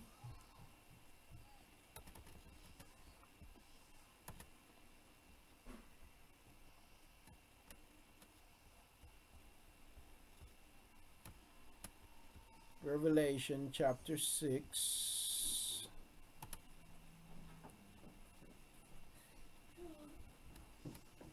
And I saw when the Lamb opened one of the seals, and I heard one of the 4 living creatures saying like a sound of thunder, "Come and see." And I looked and saw a white horse, and he who sat on it holding a bow. And a crown was given to him, and a crown was given to him. And he went out overcoming and to overcome. And when he opened the second seal, I heard the second living creature saying, "Come and see." Now again, let me read the next verse. And another horse, fiery red, went out. And it was given to the one who sat on it to take shalom, to take peace from the earth, and that they should slay one another. And a great sword was given to him.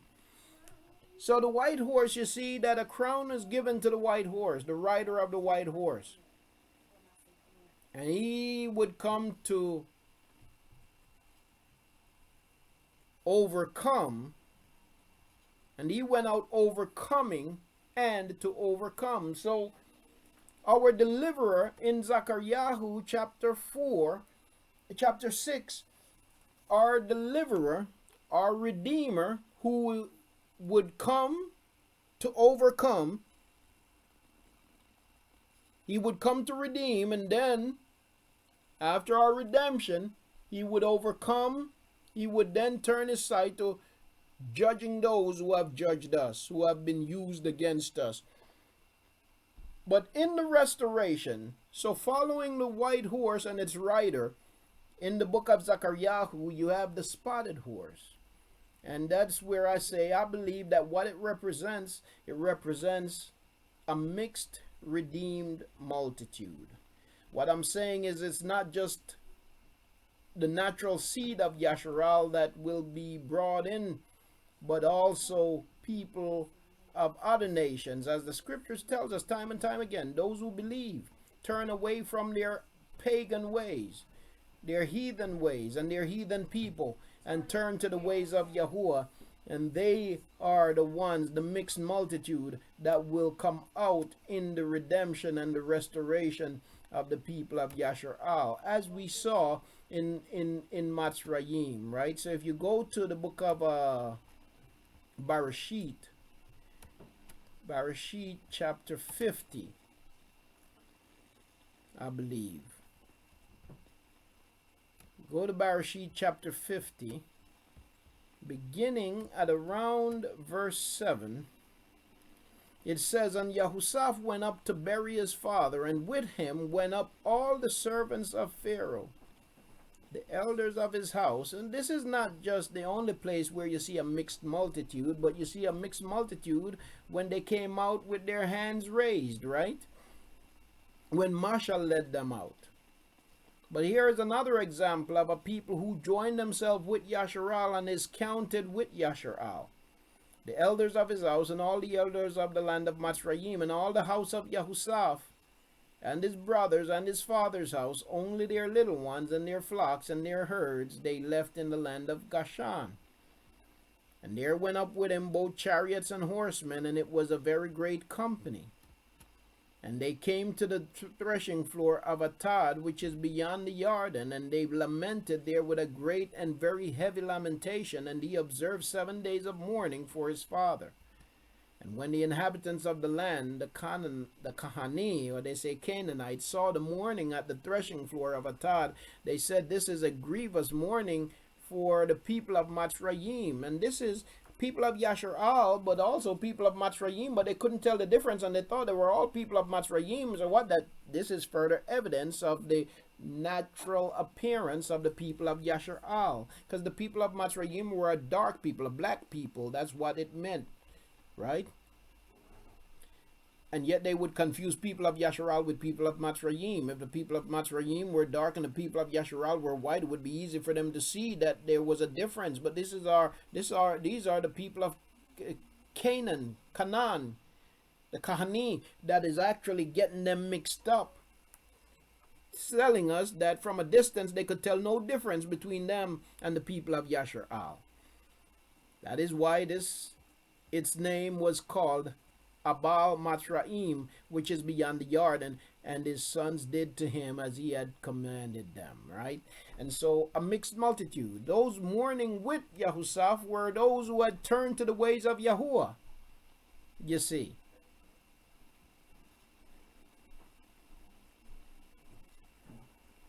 Indeed. Right? Those mourning with him were those who had turned to the ways of Yahuah. Now, let's go back to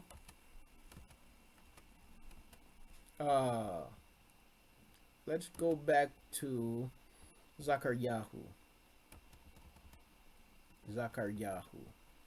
So family, you know, as I'm going to finish up chapter 6 here, but as we go wind down chapter 6, the point is in this lesson, when we look around us today, and you know, we see everything that is going on, and oftentimes we look at the situation and it seems as if that sometimes it feels hopeless, to be real.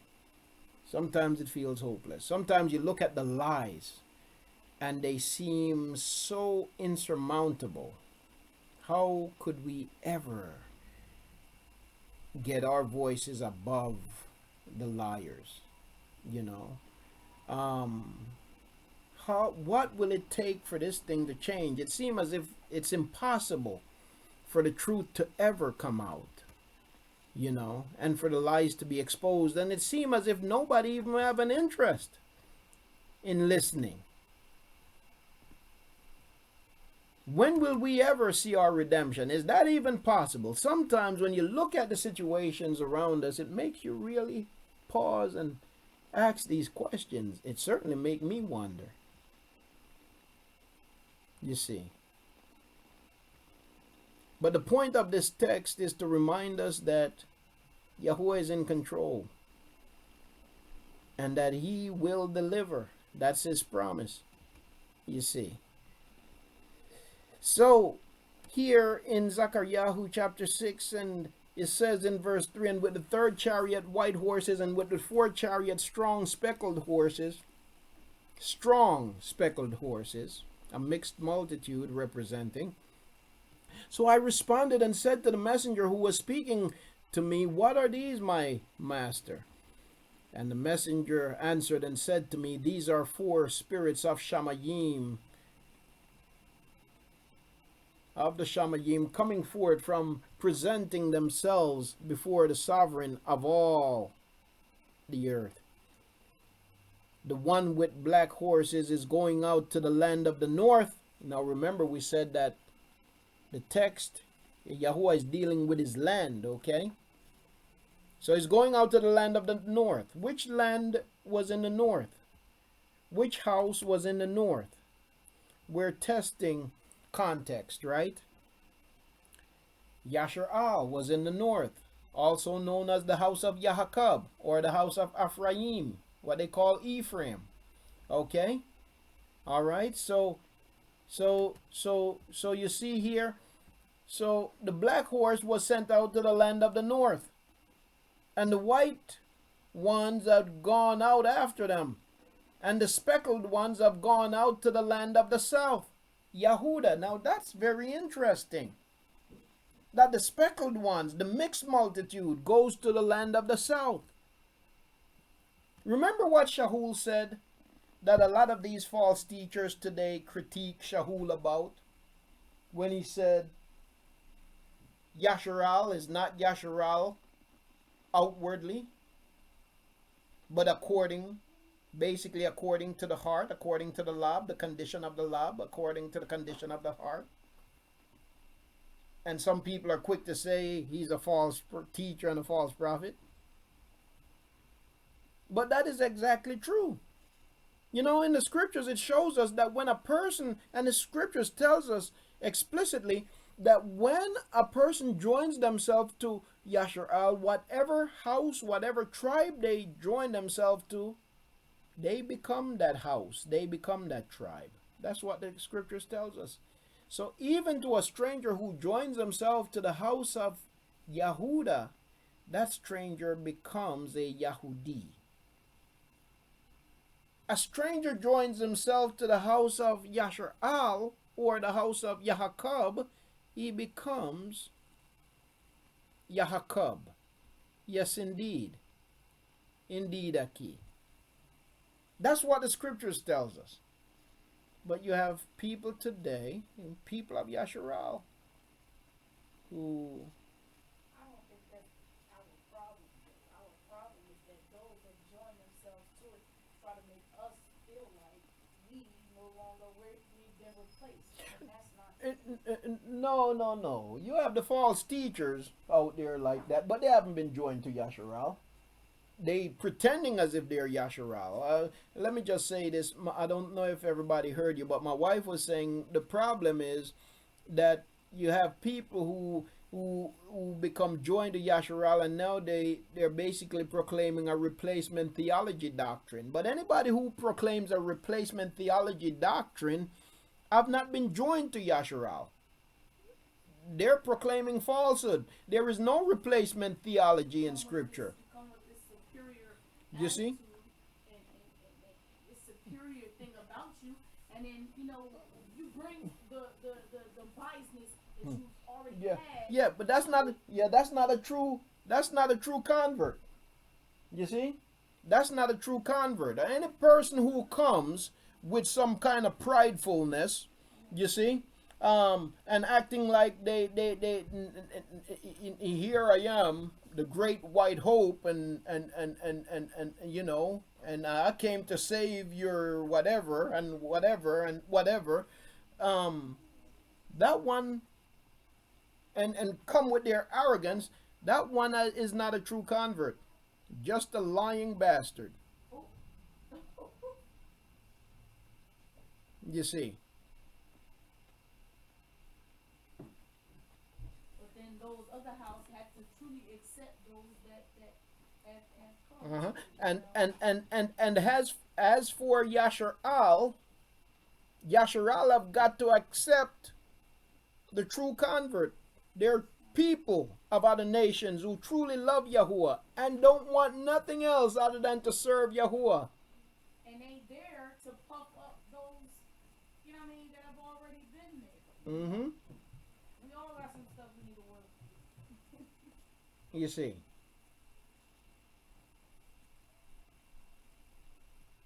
You see, you have the white races, you also have the Abari races, and you have the black races.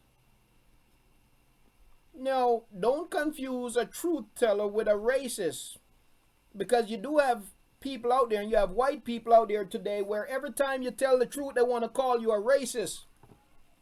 You tell the truth about police killing our people for no reason, they want to call you a racist.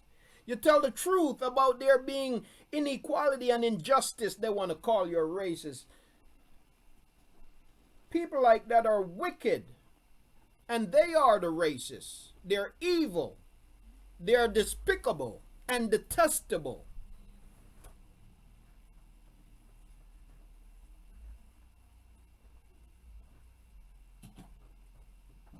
You see.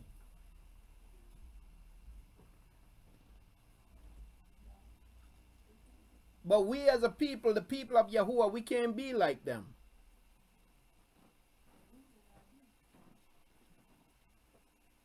You don't look at somebody and simply because they look different from you, then you dislike them or you hate them. You can't be my brother because you're white. You can't be my sister because you're Chinese. Well, really what they're saying, you can't be one of us because you've always been the privileged. Mm-hmm. That's what it really says.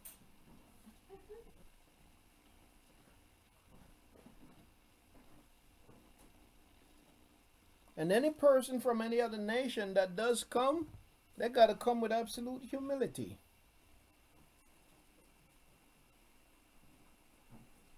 Not asking for anybody to serve us. Just being a lover of the truth and a hater of injustice. You see. That's how we got to come on. All of us being restored. Praise Yahuah. I'm just reading from Akut Sherry. She said, I want my last name to be Yasharal, but I erased it on Facebook when 60 days passed because it could present to others who don't know me as me saying I am replacing the natural seed. I just want to be grafted in. And you know, Akut, let me just say, speak to that. There are some people who might see that and will even say that that's what you're trying to do, but you know, a person's a person's words and their actions really tells who they are, what whatever, what they're trying to be or do, right? I don't have a problem with anybody bearing the name Yasharal, as long as their motive line up with what Yasharal should look like. In this, you can have a quote unquote black person with the name Yasharal who really don't deserve to have the name Yasharal. You have many black people out there with the name Yasharal who shouldn't have it. I still don't know if I am. You know? You know a tree by its fruit. With that said, you have people who come in pretending that they're all for Yasharal until something craps up. Begin to talk about injustice and you see where they stand. Oh, why you always got to be talking about that? You know, why you got to be so negative? Why you got to be so hateful? You mean it's hateful for me to talk about the unjust treatment of my people? The constant killing of my people while they're unarmed, I'm sorry.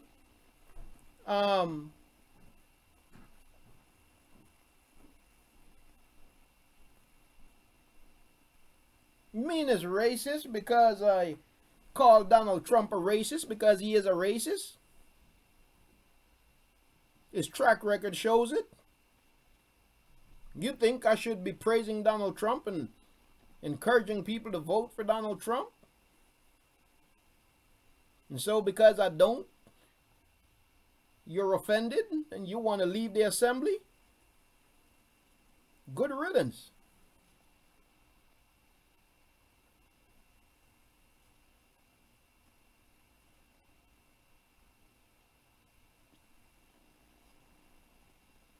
You see,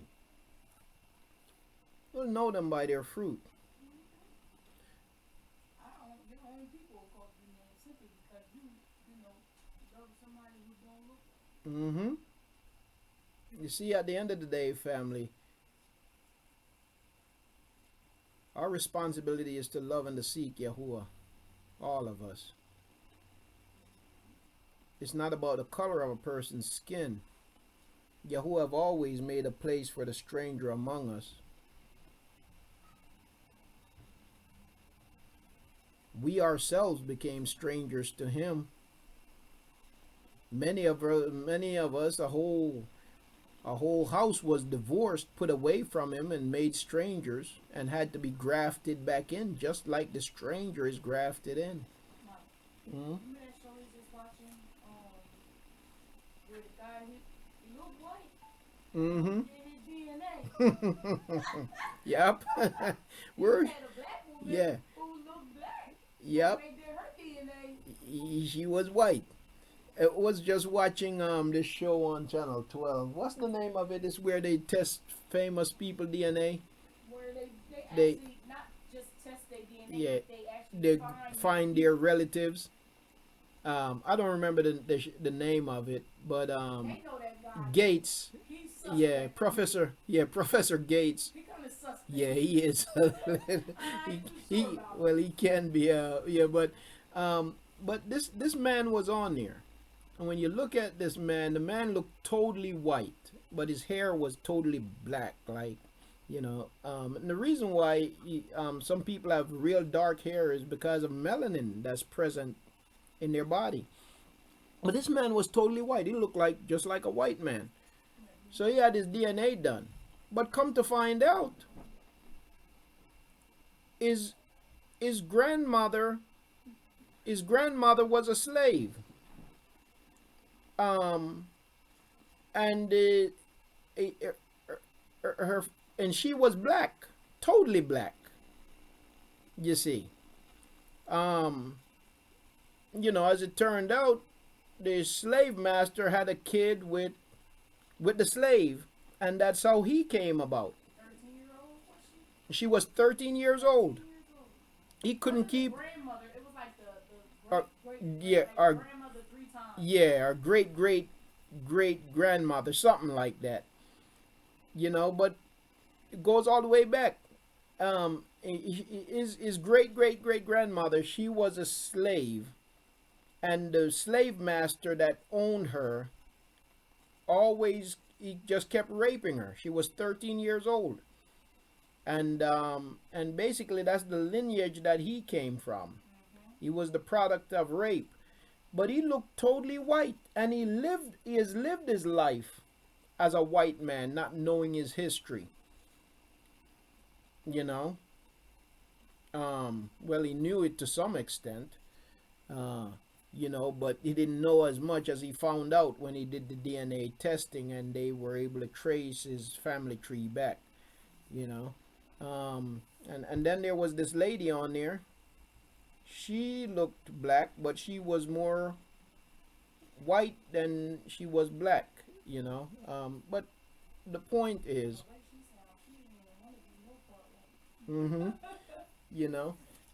but that's just some of the things, right?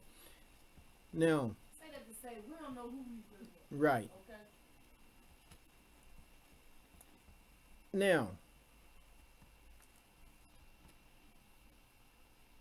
all right. So the one with the black horses is going to the land of the north. That's the land of Yasharal, land of Yahuah. And the white ones have gone out after them, and the speckled ones have gone out to the land of the south.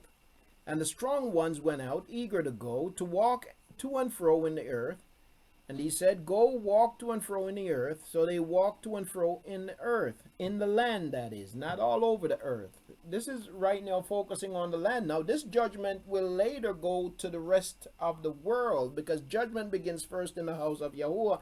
And then, after he has judged his people, then he turned his face to those who have ill-treated his people. And we'll take a minute here before we close out and look at that as an example of that. And he called to me and spoke to me, saying, see, those who go toward the land of the north have given rest to my spirit in the land of the north. And the word of Yahuah came to me, saying, receive the gift from the exiles, from Haldi, from Tobiah, Tobiyahu, and Yadayahu, who have come from Babal. Then you shall go the same day and enter the house of Yashayahu, son of ZakarYahu. Okay. And you shall take the silver and gold, make a crown. Now watch this. This is interesting. This is important, because again, this is Mashyach being revealed. Okay. Then you shall go to the same day and enter the house of Yashayahu, son of ZakarYahu, and you shall take the silver and gold, make a crown, and set it on the head of Yahusha. Okay. Now at that time, Yahusha was high priest, would become a high priest, but this is prophecy, foretelling and forthtelling. Okay. We saw also the vision that he showed ZakarYahu with Yahusha the high priest, which was foretelling and forthtelling, revealing to us through the visions the name of the Mashyach. You shall take the silver and gold, make a crown, and set it on the head of Yahusha the son of Yahusadak. Now Yahusadak means it is Yahu that makes us set apart. Yahusadak. Yahusadak is actually the proper name of the Ruach HaKodesh, the proper name for this set apart spirit, Yahuah. Yahusha.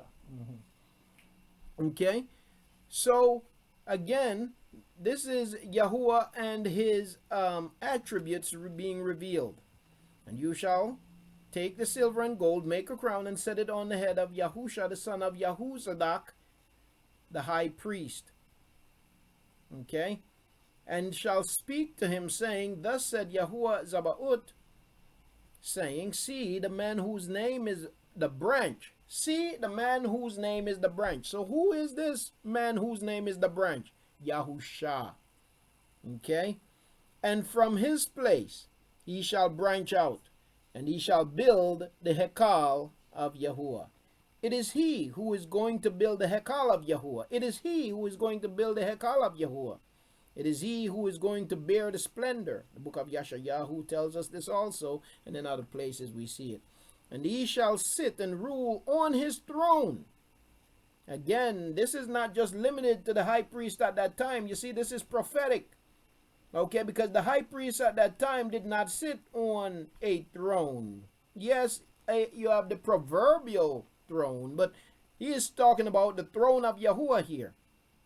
And he shall sit and rule on his throne, and shall be a priest on his throne, and the counsel of Shalom shall be between them both. Okay. While the crown, the counsel of Shalom shall be between them both. Now we're talking about the two houses. The counsel of Shalom, peace, counsel of peace shall be between them both. Yahuah is the counsel of peace. Yahusha, the counsel of peace. That's what we read in the book of Yashayahu chapter 9, right? When he says that his name shall be called Wonderful, Counselor, Prince of Peace, so on and so forth, right? And he will bring the two nations back together once again. He will make the two nations whole. The two nations will once again become one, because it was never Yahuwah's intention for there to be two nations of Yasharal. It was always intended for Yasharal to be one nation. But Yasharal became two nations because of the transgressions of Dahoud. Okay? and then it rolled on into his son. So at the death of Dawood, the nation, the one nation, was split into two.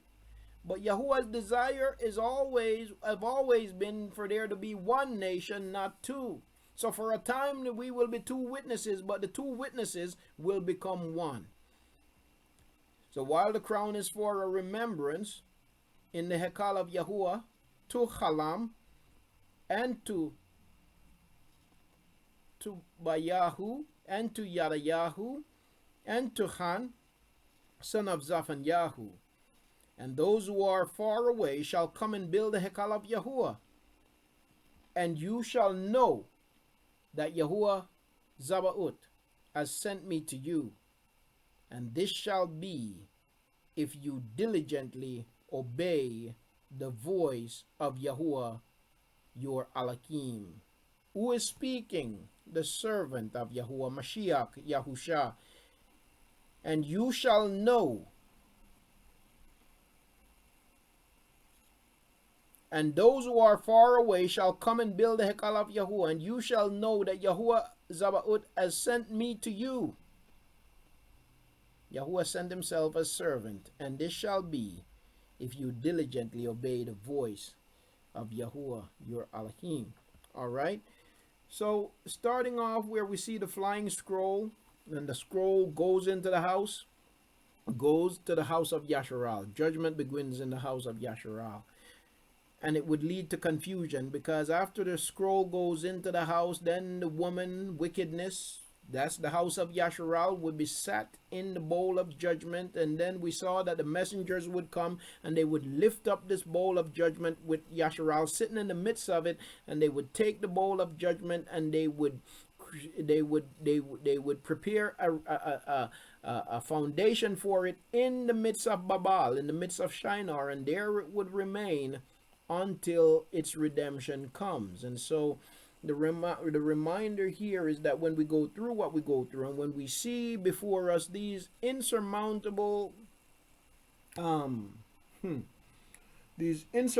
challenges, as far as when you think about how is it that we're going to be restored as a people, when we have so many lies that have been told, and we have been denied for so long, and we have been denied the truth, and they continue to deny us. How is it that we're going to compete against them? How is it that we're going to compete against the machine? How is it that our voices are going to get louder than their machine so that the truth can be heard? This seems impossible, but the reassurance here and the reminder here is that it is Yahuwah that will deliver us. He said he will rebuild his Haykal. You see, it is Yahuwah that will reestablish his people. It is Yahuwah that will reestablish his nation. And in the same way that we were removed from the nation and the wicked was allowed to go in and set up shop and to take it over, Yahuwah also tells us in the book of ZakarYahu that he's going to go in and he's going to purge the nation. Just like he purged the land of us, he's going to purge the land of them, and his people he will restore his people to their rightful place. So when we think about judgment coming to the house of Yahuwah, after judgment comes to the house of Yahuwah, then judgment will come upon those that have persecuted his people. And for that, let's go over very quickly to the book of Katsun, the book of Revelation chapter 19, and there is where we'll end our study for today. Revelation chapter 19. And after this, let's make this a little bigger. And after this I heard a loud voice of a great crowd in the Shamayim, saying, Halahu Yahuwah, deliverance and esteem, respect and power to Yahuwah our Elohim. Because true and set apart are his judgments, because he has judged the great whore who corrupted the earth with her whoring, and he has avenged on her the blood of his servants shed by her. So the day will come when he will avenge the great whore for the wickedness that she has done to his servants, to his people. And the second time they said, Halallahu Yahuah, and their smoke rises up forever and ever. And the 24 elders and the 4 living creatures fell down and worshipped Elohim, who sat on the throne, saying, Aman, Halallahu Yahuah. And the voice came from the throne, saying, Praise our Elohim, all you his servants, and those who fear him, both small and great. And I heard as the voice of a great crowd, as the sound of many waters, and as the sound of mighty thunder, saying, Allahu Yahuah, for Yahuah al-Shadi reigns. Let us be glad and rejoice and give him praise. For the marriage of the Lamb has come, and his wife Izashah prepared herself. Izashah is his people, the house of Yasharal. And to her it was given to be dressed in fine linen, clean and bright, for the fine linen is the set apartness of the set apart ones. And he said to me, Write, Happy are those who have been called to the marriage supper of the Lamb. And he said to me, These are the true words of Elohim. And I fell at his feet to worship him. But he said to me, See, do not do it. I am your fellow servant and of your brothers who possess the witness of Yahusha. Worship Elohim, for the witness of Yahusha is the spirit of prophecy. And I saw the Shamayim open, and there was a white horse, and he who sat on him was called trustworthy and true, and in righteousness he judges and fights. And his eyes were as a flame of fire, and on his head were many crowns, having a name that had been written, which no one had perceived except himself. And having been dressed in a robe dipped in blood, his name is called the Dabar of Yahuah. The armies of Shamayim, dressed in fine linen, white and clean, followed him on white horses, and out of his mouth goes a sharp sword, and with it he should smite the nations, and he shall shepherd them with a rod of iron, and he treads the winepress of the fierceness of and wrath of Al-Shadi. And on his robe and on his, it's not on his thigh, but on his vesture, this is a bad translation, he had no tattoo, it was on his garment. And on his robe and on his thigh he has a name written, Sovereign of Sovereigns, Masters of Masters. And I saw one messenger standing in the sun, and he cried with a loud voice, saying to all the birds that fly in the mid Shamayim, Come and gather together for the supper of the great Elohim, to eat the flesh of the kings, and the flesh of the commanders, and the flesh of the strong ones, and the flesh of horses, and of those who sit on them, and the flesh of all peoples, free and slave, both small and great.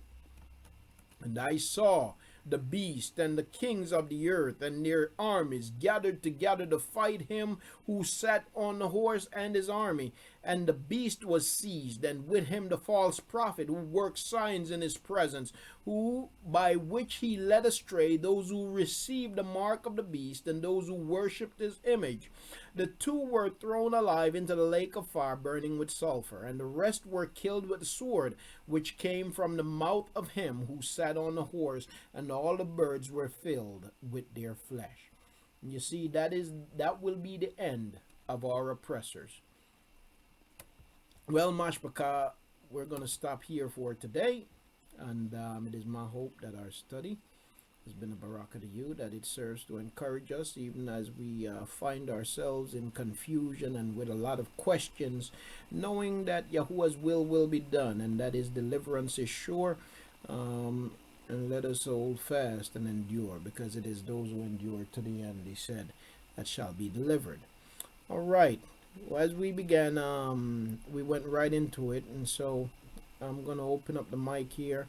If there are any comments or questions before we close, then family, please feel free to come to the mic.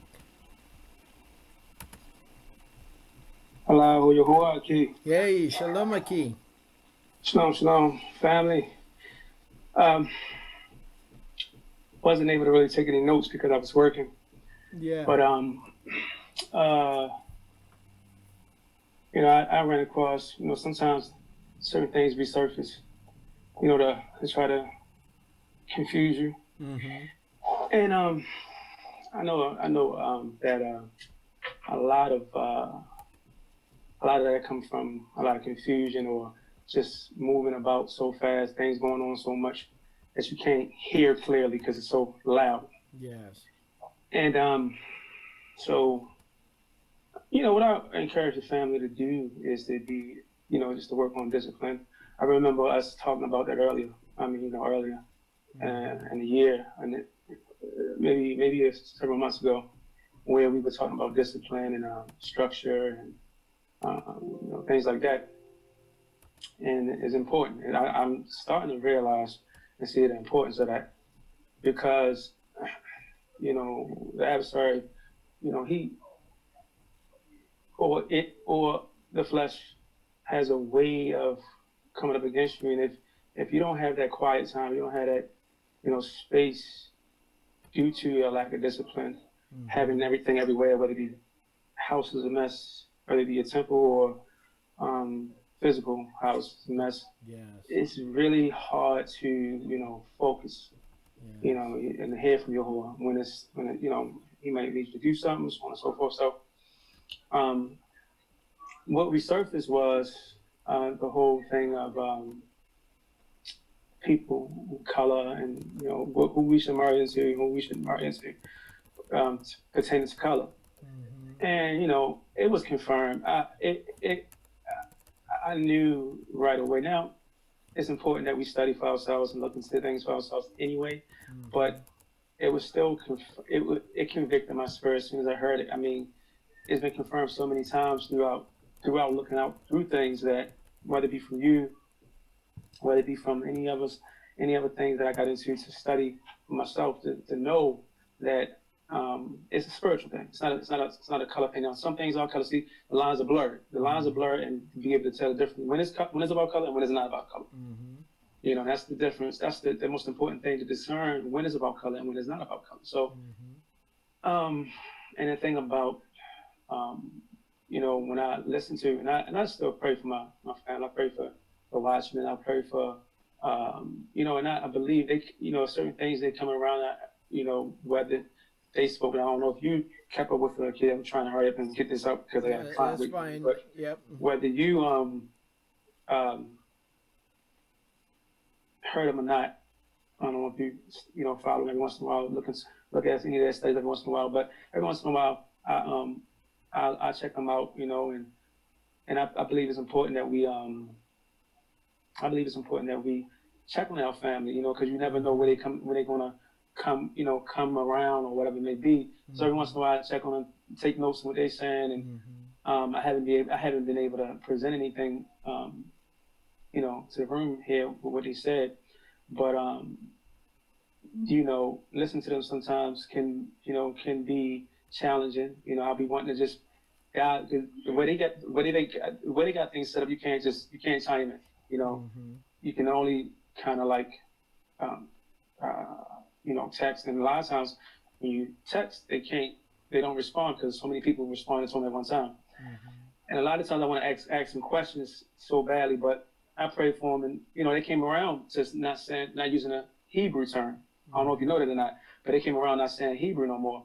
And so that's a barak all in itself. They understand that we that the origin of the artery and the origin of Hebrew. They came around to that understanding. So who is this, Aki? Watchman. Oh, okay. Yeah. And so they Yahuah. like I say, it's important that we be patient and prayerful, and and a lot of times, like I remember you saying he slighted you, and that always run in the back of my head. Like I was thinking, like, man, it'd be nice if they can just talk, and but Yahuah's timing. Indeed. Whether it happen, whether it not happen, whether it don't happen, again, it's all about Yahuah and praying and hoping that hoping the best for our family, hoping the best for our people, and so I want to also say that I want to give Yahuah praise and esteem for my toothache, for everything that I go through, because I was in pain the last 2 weeks, and I had my wisdom teeth pressed up against my other tooth or whatever you want to call it, and it caused a lot of pain. And I want to give you whole praise for that, because Yeah. whether he was chastising me, whether he was trying to show me something, whether he was trying to straighten me out, whatever it may be. And sometimes I don't understand certain things, but nevertheless, I understand for whatever reason, my spirit understands. I understand that, that it's all for a reason. I don't want to be too arrogant and think that I'm Job or anything, or Yahuah or anything like that, but but at the same time, I know I'm not perfect either. So certain things that I might be doing, saying out of turn, maybe that's why he jacked my mouth up. I don't know. But and then I just came down with a serious stomach. It's like 24, like maybe 13 hours. It's just going back and forth to the bathroom, Wow. And the first thing I always think of is Yahuah. Like, why? You know what I'm saying? And so I want to give him praise and esteem for that. I count whether when I'm going through something that's joyful or pain, I count it all as joy. Indeed. So just want to tell you, okay, that was a rocker. I wanted to take a lot of notes because you were saying a whole lot of stuff, but it's really hard when you're working Yeah. and trying to multitask and people ask you questions and all of that. So, but I will run back. I got some notes from the last study that I'm gonna bring out, but I'm gonna do the same with this one. Just look into it again, and ask a couple questions.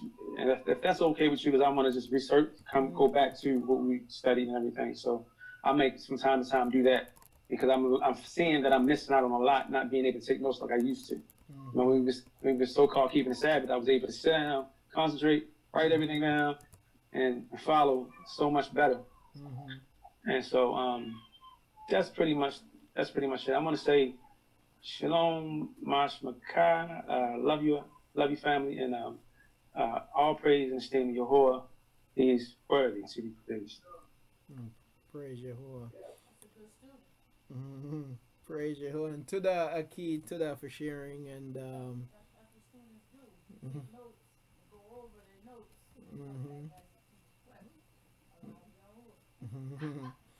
praise Yahuah. I was just looking at some of the comments on YouTube. By the way, Aki, Daniel is able to see his son again. Praise Yahuah for that.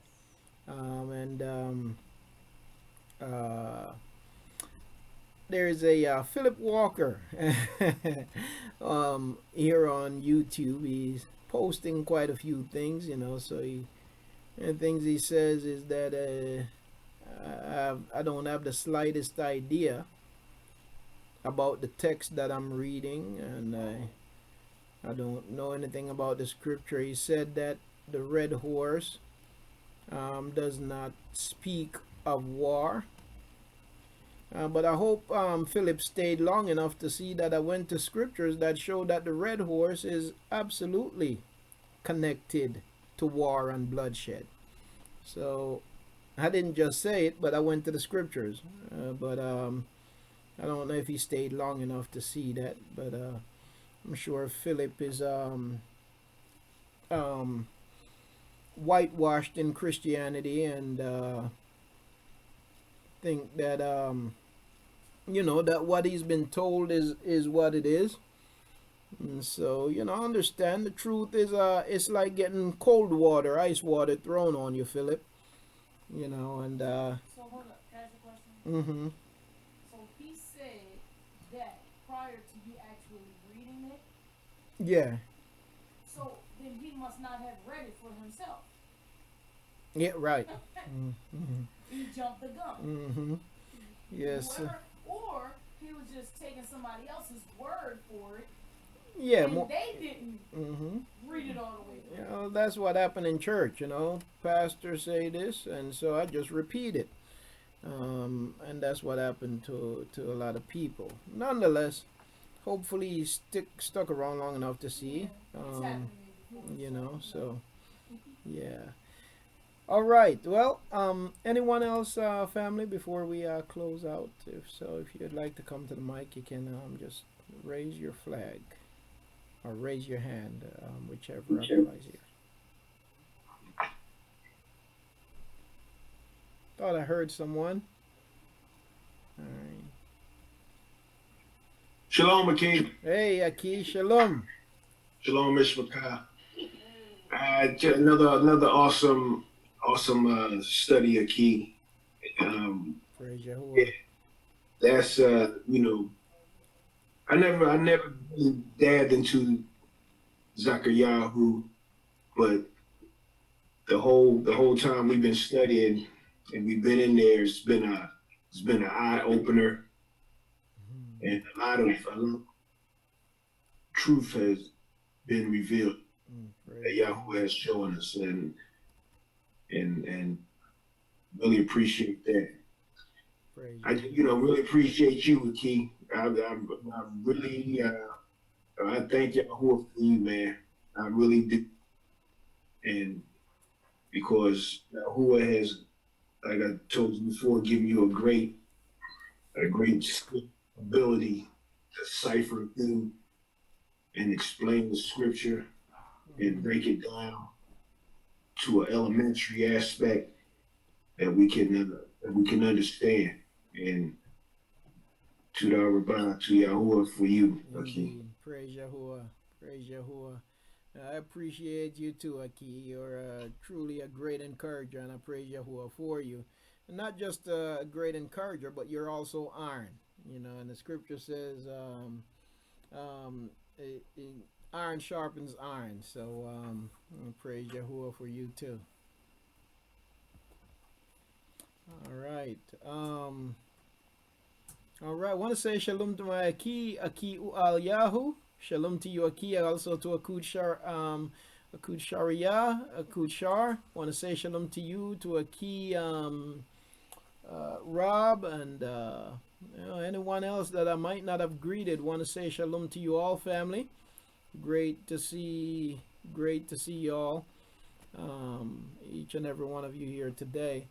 I'm going to prepare to close out on this afternoon. I'm going to try to get out here while it's not raining, and I've tried to finish working on my wife's car this evening. I started on it 2 days ago doing some major work, so I have to finish it up. Well, Mashpaka, we're going to prepare to close out. I don't know if there are any other comments or questions. Let me just see.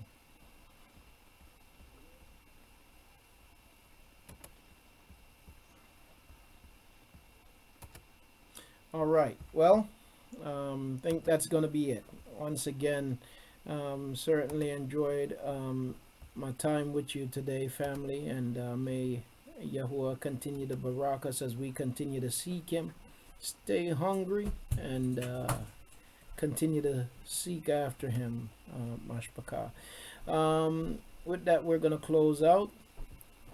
I haven't had a chance to go to Facebook. I didn't put it on because I didn't want it.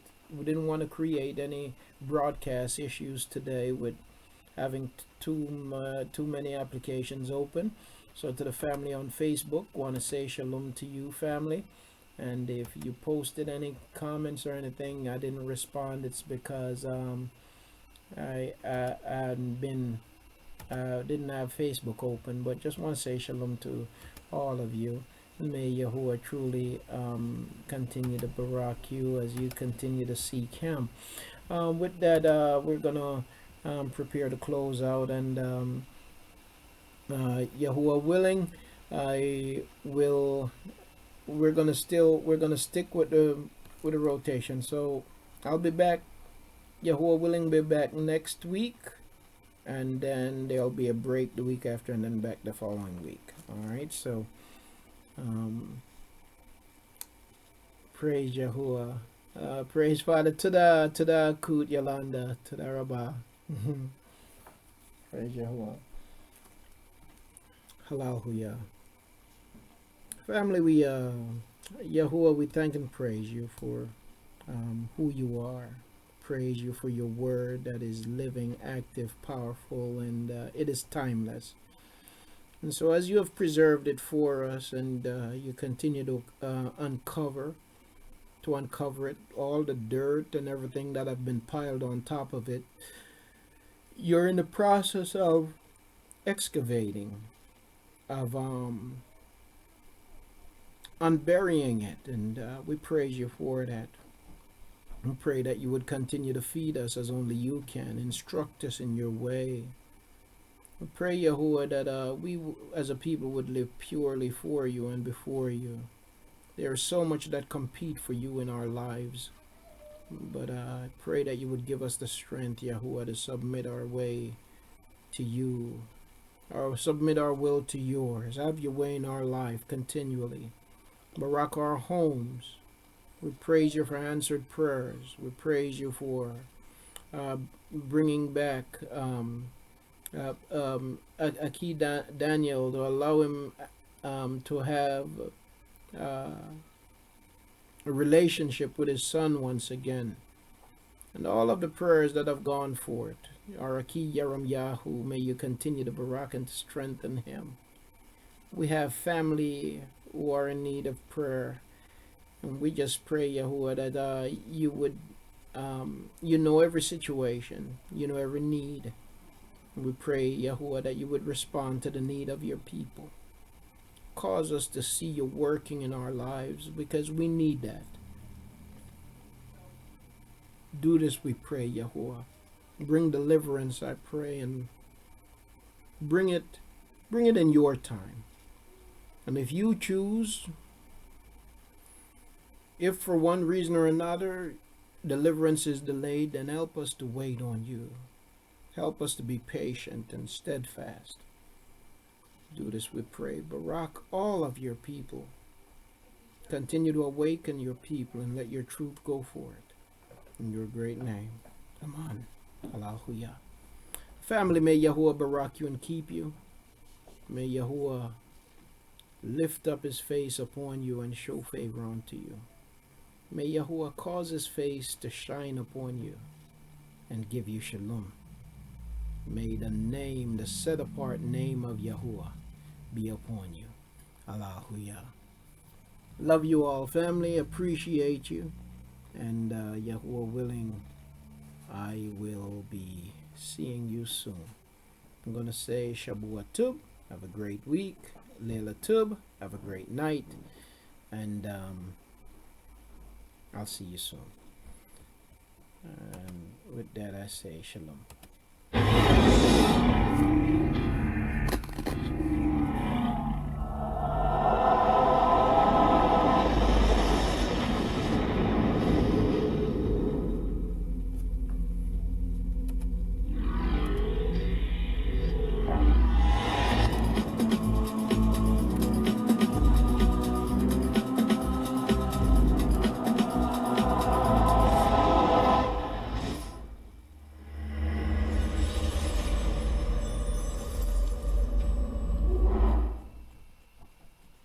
Leila Tub family, and shalom to you all.